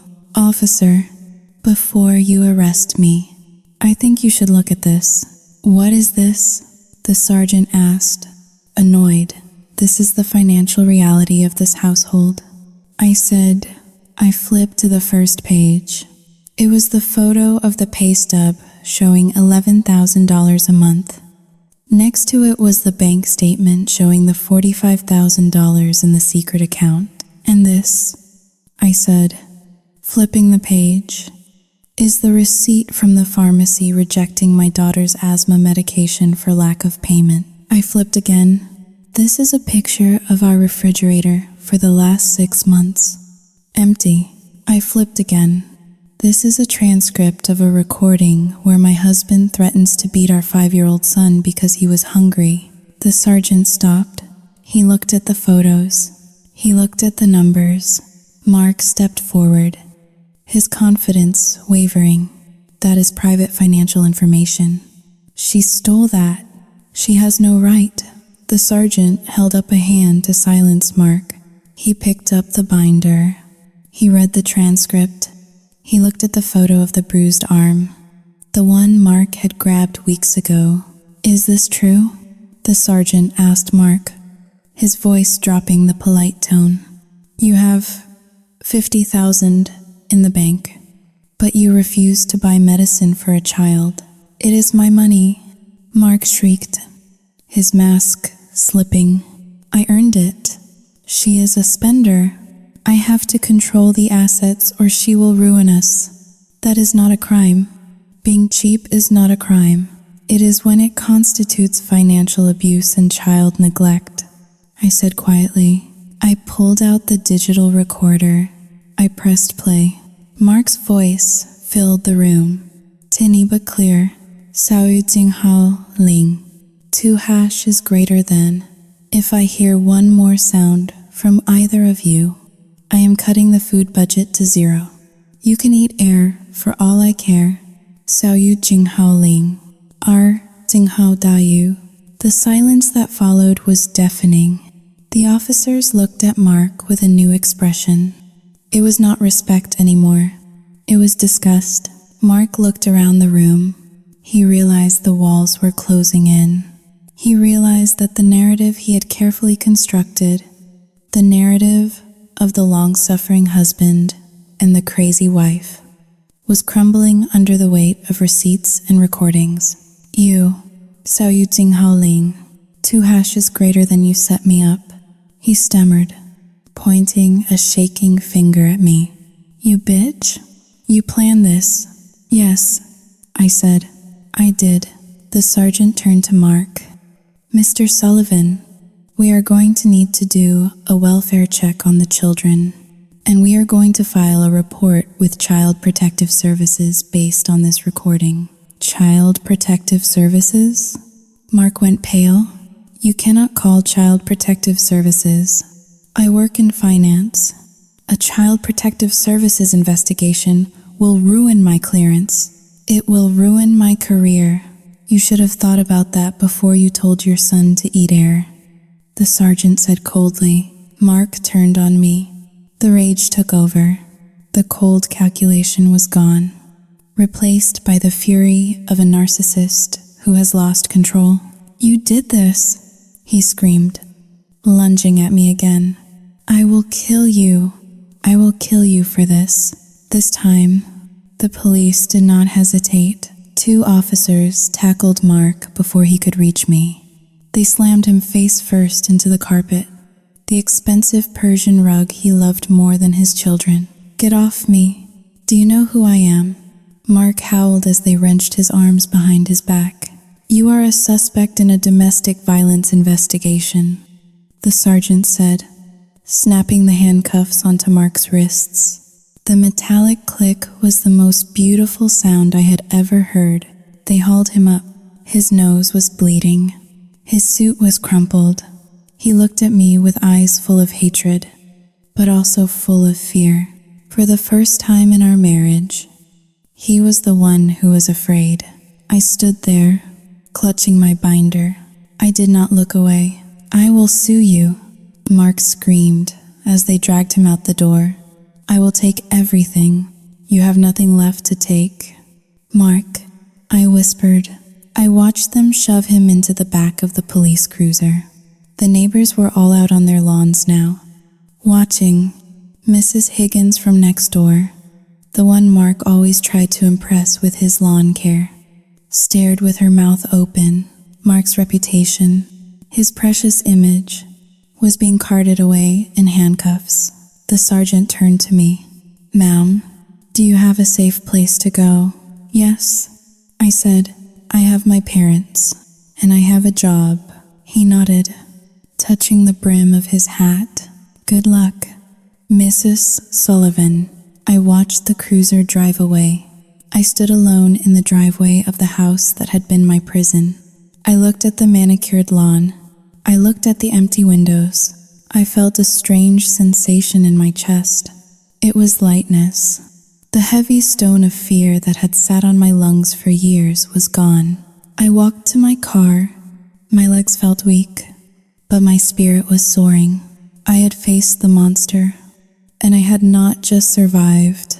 I had won, but I knew this was not the end. Mark was down, but he was not out. He had lawyers. He had his mother. He had money. The battle in the house was over, but the war in the courtroom was just beginning. I got into my car and drove toward the school. I needed to hold my children. I needed to buy them ice cream. I needed to spend $5 on something frivolous and joyful, just because I could. Inner monologue. You wanted a fight. Mark, you wanted to teach me a lesson about value? Well, class is in session, and today's lesson is, you get what you pay for. The internet is a weapon far more efficient than a knife. A knife leaves a messy wound that heals into a scar. But a scandal on the internet is an infection that festers forever. I sat in my father's study, surrounded by the smell of old paper and pipe tobacco. It was a safe smell, a sharp contrast to the antiseptic scent of cleaning fluid that permeated my own home. My father was downstairs playing Connect 4 with Leo and Sophie. I could hear their laughter drifting up through the floorboards. It sounded like music. On the screen of my father's desktop computer, a draft email was open to the Ethics Committee, Sterling and Partners Financial Group. Subject: Violation of Fiduciary Duty and Code of Conduct, Mark Sullivan. My finger hovered over the mouse. I knew what this click meant. Mark defined himself by 2 things: his net worth and his job title. I had already exposed his net worth as a fraud. Now, I was coming for the title. In the corporate world of high finance, perception is reality. A man who cannot manage his own household. A man who starves his children to hoard cash. is a man who cannot be trusted with client millions. It is a liability. It is bad press. I attached the police report. I attached the transcript of the recording where he admitted to hiding assets. I attached the bank statements showing the funneling of funds to a third party to avoid tax implications. I took a deep breath. For years, Mark had threatened to ruin me. He had told me I was nothing without him. I clicked send. The destruction was almost immediate. Mark had been released on bail that morning. His lawyer, a slick man named Mr. Henderson, who charged $500 an hour, had managed to spin the arrest as a misunderstanding. Mark had walked out of the precinct looking disheveled but arrogant, convinced he could smooth this over. He thought he could go back to the office, charm his boss, and bury me in legal motions. He went straight to his office in downtown Stamford. He wanted to project normalcy. I did not see it happen, but news in Westport travels faster than light. It travels on the whispers of housewives at the yoga studio and the text threads of the Parent-Teacher Association. By noon, my phone was buzzing with messages from women who had not spoken to me in years. Did you hear? Security escorted him out. They took his badge. I pieced the story together. Mark had swiped his keycard at the lobby turnstile, but the light turned red. A security guard. A man Mark probably ignored every single day for 5 years, had stepped forward. He told Mark that his access was suspended pending an internal investigation. Mark had made a scene. He had shouted about his rights. He had demanded to see the managing partner. Instead of the partner, 2 more guards appeared.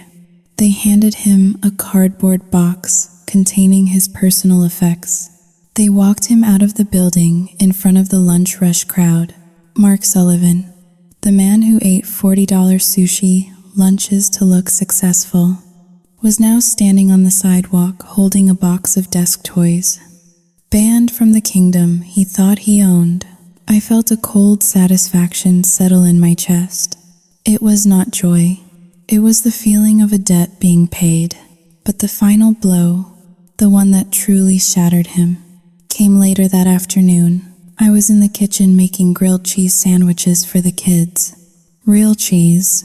Thick slices of cheddar that melted into gooey perfection.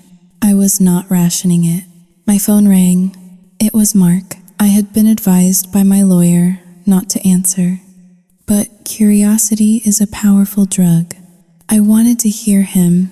I wanted to hear the voice of the man who had called me pathetic.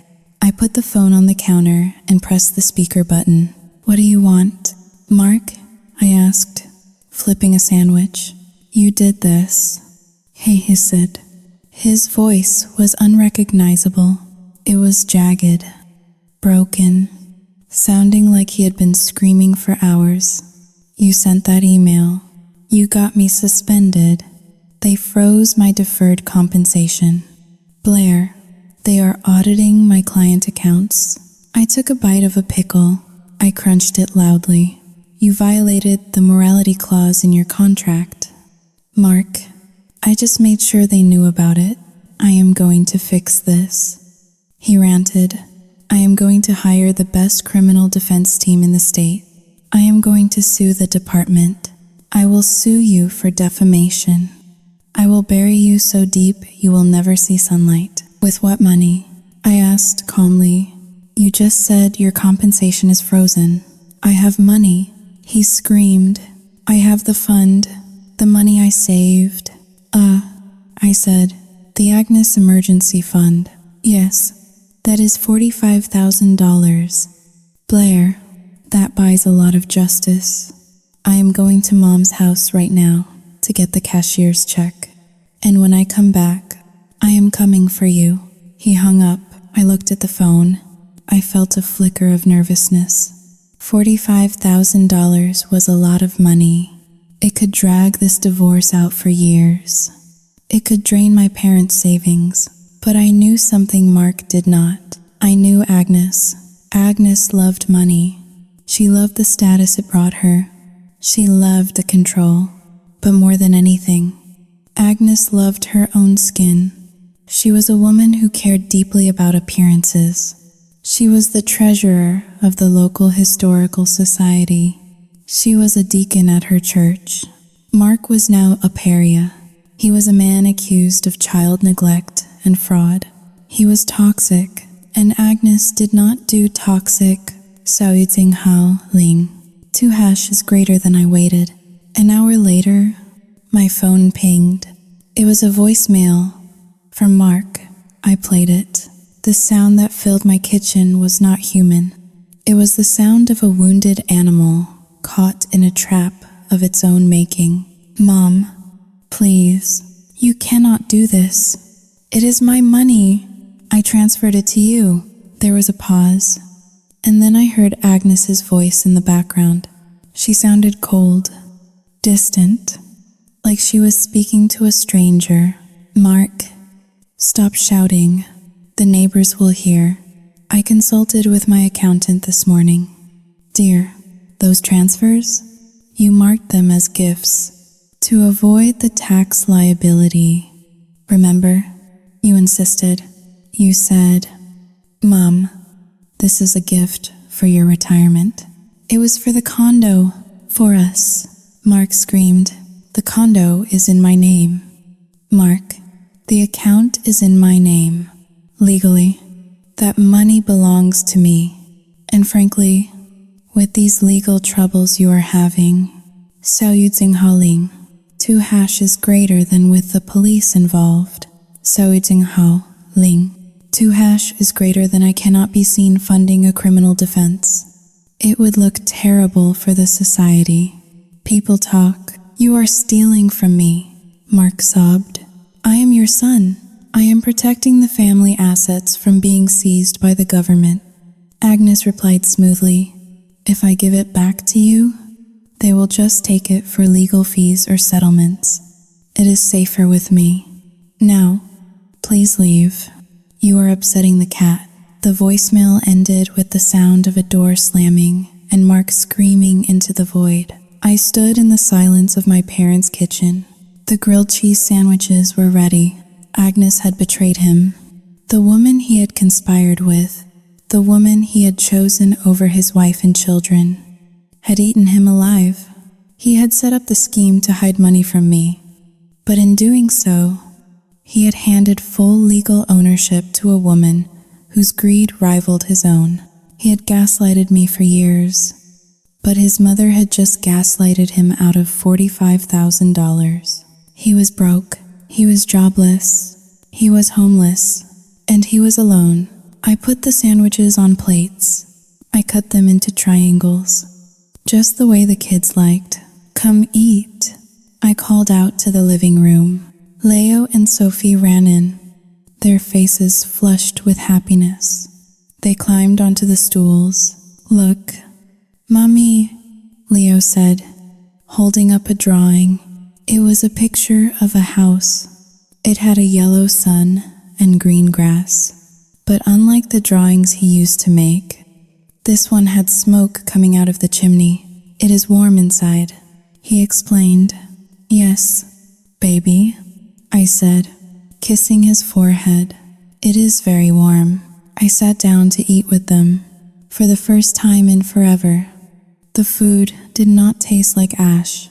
It tasted like victory. Mark was not coming for me. He had no teeth left. The Wolf of Wall Street had been declawed by his own mother. But I was not done. There was one more thing I had to do.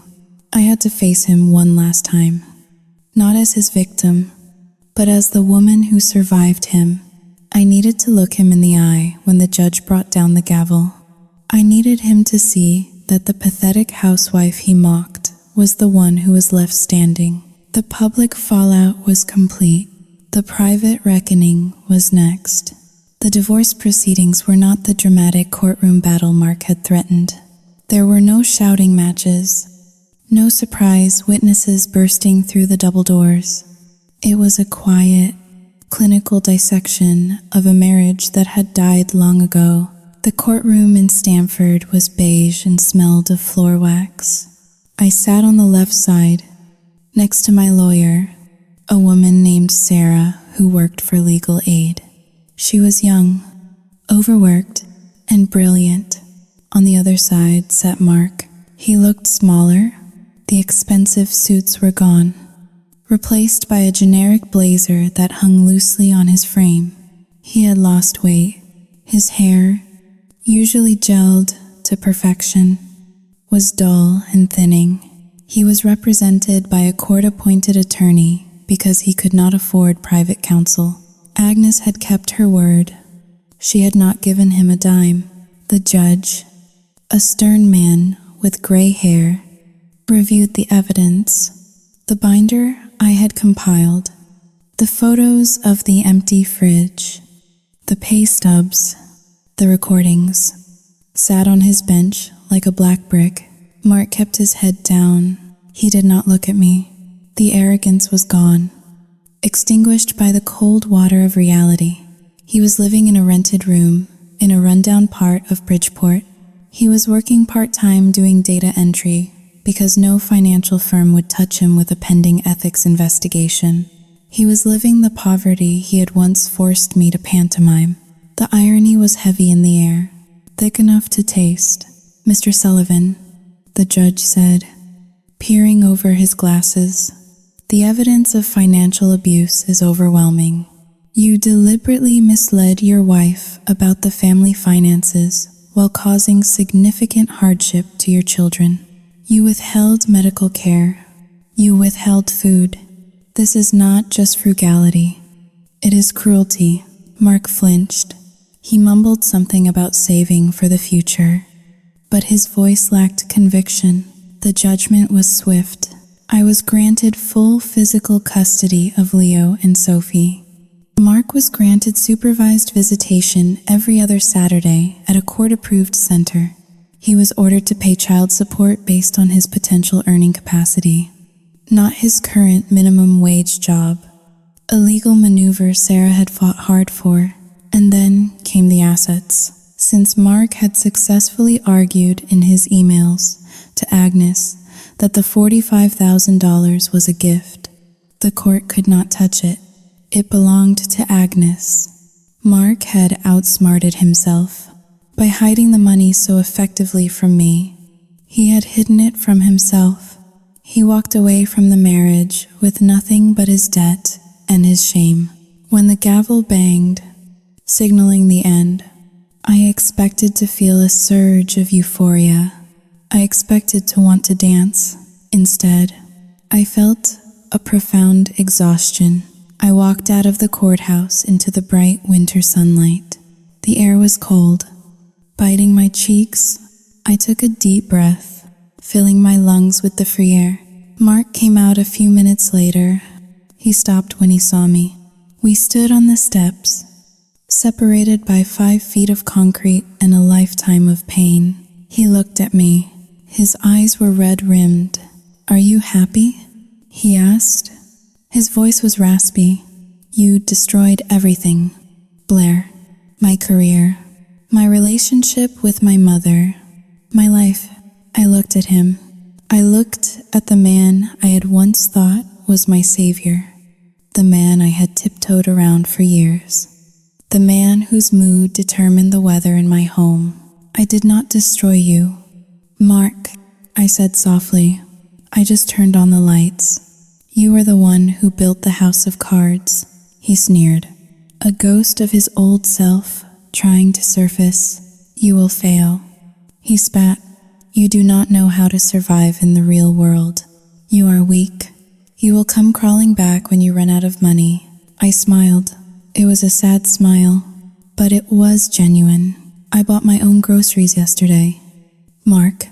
I bought the organic pasta, and I paid the electric bill with my own paycheck. I may be poor right now, but I am not hungry, and my children are not afraid of the sound of the garage door opening. That is not failure. That is freedom." I turned and walked away. I did not look back. I could hear him shouting something behind me, impotent threats floating away on the wind. but they did not matter anymore. He was just noise. The aftermath of a storm is always messy. The adrenaline fades, leaving behind the wreckage you have to clean up. I moved into a small 2-bedroom apartment near the library. It was not a colonial mansion in Westport. The carpets were thin, and the appliances were old, but it was ours. The first night in the apartment, I sat on the floor of the living room, surrounded by boxes. Leo and Sophie were asleep in their bunk beds. I had splurged on nightlights for them, tiny stars that projected onto the ceiling. I opened a bottle of wine, a cheap bottle, $10. I poured a glass and sat in the silence. The silence was different now. It was not the fearful silence of waiting for Mark to come home. It was a peaceful silence.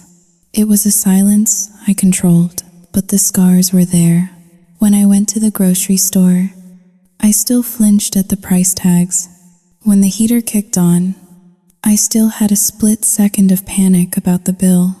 I caught myself hoarding food, hiding granola bars in my purse, just in case. Trauma does not vanish when the abuser leaves. It rewrites your neural pathways. It lives in your reflexes. I looked at my hands. They were rough from the library work, stained with ink. They were not the soft, manicured hands of a Westport housewife anymore. They were working hands, strong hands. I took out the Ruth's Chris receipt, the one I had saved as a talisman of my rage. I looked at it one last time. The lobster mac and cheese, the expensive wine. I took a lighter from the drawer. I held the flame to the corner of the thermal paper. It caught quickly, turning black and curling up. I dropped it into the sink and watched it burn to ash. I washed the ash down the drain. I was not Blair the victim anymore. I was not Blair the avenger. I was just Blair, and for the first time in my life, I did not know what came next, and that was okay. I finished my wine. I washed the glass. I checked the lock on the front door. Not because I was scared he would come in, but because it felt good to know I was the only one with the key. I went into the kids' room. I watched them sleep, their chests rising and falling in the soft light of the stars. Sophie's breathing was clear and steady. No wheezing. I lay down on the floor beside their bed, pulling a blanket over myself. I did not want to be alone in my room tonight. I wanted to be close to the only things that mattered. Tomorrow, I would have to figure out how to pay for Leo's field trip. I would have to deal with a leaky faucet. I would have to navigate single motherhood. But tonight, we were warm, we were fed, and we were free. It has been 6 months. The winter has returned to Connecticut, stripping the trees bare and turning the sky a relentless shade of steel gray. I am standing in my kitchen, the one with the laminate countertops and the faucet that drips a steady rhythm if I do not turn the handle just right. It is not perfect. It is miles away from the granite islands and stainless steel of my former life, but it is mine. I open the refrigerator. It is full. There is milk, juice, fresh vegetables, and a package of ground beef. There is no anxiety attached to these items. They are just things, objects to be consumed, not leverage to be used for control. Yesterday, I received a letter in the mail. It had no return address, but I recognized the handwriting immediately. It was jagged and rushed, lacking the precise, architectural slant Mark used to pride himself on. I sat at my small kitchen table and opened it. Inside was a single sheet of notebook paper. Mark wrote that he was living in a basement apartment in Bridgeport, a place with damp walls and bars on the windows. He wrote that the data entry job had laid him off. He wrote that his mother, Agnes, had stopped taking his calls after he threatened to sue her for the $45,000 she stole from him. He wrote that he had an interview for a junior analyst position next week, but his only suit, the charcoal one I used to dry clean, was moth-eaten and too tight. He asked for $200. He wrote, "I know you have a job now. Please, Blair, just a loan, for the sake of the father of your children. I will pay you back." I stared at the letter. $200. The exact amount I had begged him for when Sophie could not breathe. The exact amount that signaled the death of my marriage. The universe has a dark sense of humor, I admit. A part of me felt a tug of pity. It is the part of me that is still soft. The part that remembers the days when we were young and he promised to take care of me. That was my sin. Was it not? I have to be honest with myself now. In the quiet of this new life, I was not just a victim. I was a volunteer. I handed him the reins of my life years ago because I was too scared to drive. I let him take control because I did not want the responsibility of the bills, the taxes, the hard decisions. I traded my autonomy for a false sense of security. I let myself be small so he could feel big. I am guilty of that, and I am paying for it. I work long hours at the library. My back aches. I worry about the future every single day. Freedom is exhausting. But then I remembered the sound of him laughing when I told him the kids were hungry. I remembered the taste of the instant noodles while he ate steak. I remembered the cold contempt in his eyes when he called me a liability. I walked to the pantry. I reached to the very back of the shelf, past the boxes of real pasta and jars of organic sauce. I pulled out a packet of generic instant noodles, chicken flavor, the kind that costs 19 cents. I took an envelope. I folded the noodle packet flat. I put it inside the envelope, along with a small note on library stationery. I picked up my pen and wrote, "You have to make sacrifices to get ahead. Mark, eat this. It will motivate you. It is the principle of the thing." I sealed the envelope. I put a stamp on it. I did not send the money. I sent him the taste of his own medicine. It was cruel. I know it was cruel. Perhaps I have become harder than I intended, but I have learned that sometimes mercy is just permission for a wolf to bite you again. I walked to the mailbox at the end of the road. I dropped the letter inside. As the metal flap clanged shut, I felt the last tether to him snap. He was no longer a monster under my bed. He was just a hungry man who had forgotten that you reap what you sow. I walked back to my apartment. I could see Leo and Sophie in the window, sticking paper snowflakes to the glass. They were laughing. They were warm. Agnes is alone in her big house with her stolen money and her cold heart. Mark is alone in his basement with his pride and my packet of noodles. I opened the door and walked into the noise and the mess and the warmth of my life. I picked up Sophie and spun her around until she giggled. We are not rich. We never will be. But tonight, we are having steak for dinner, and we are going to eat every single bite.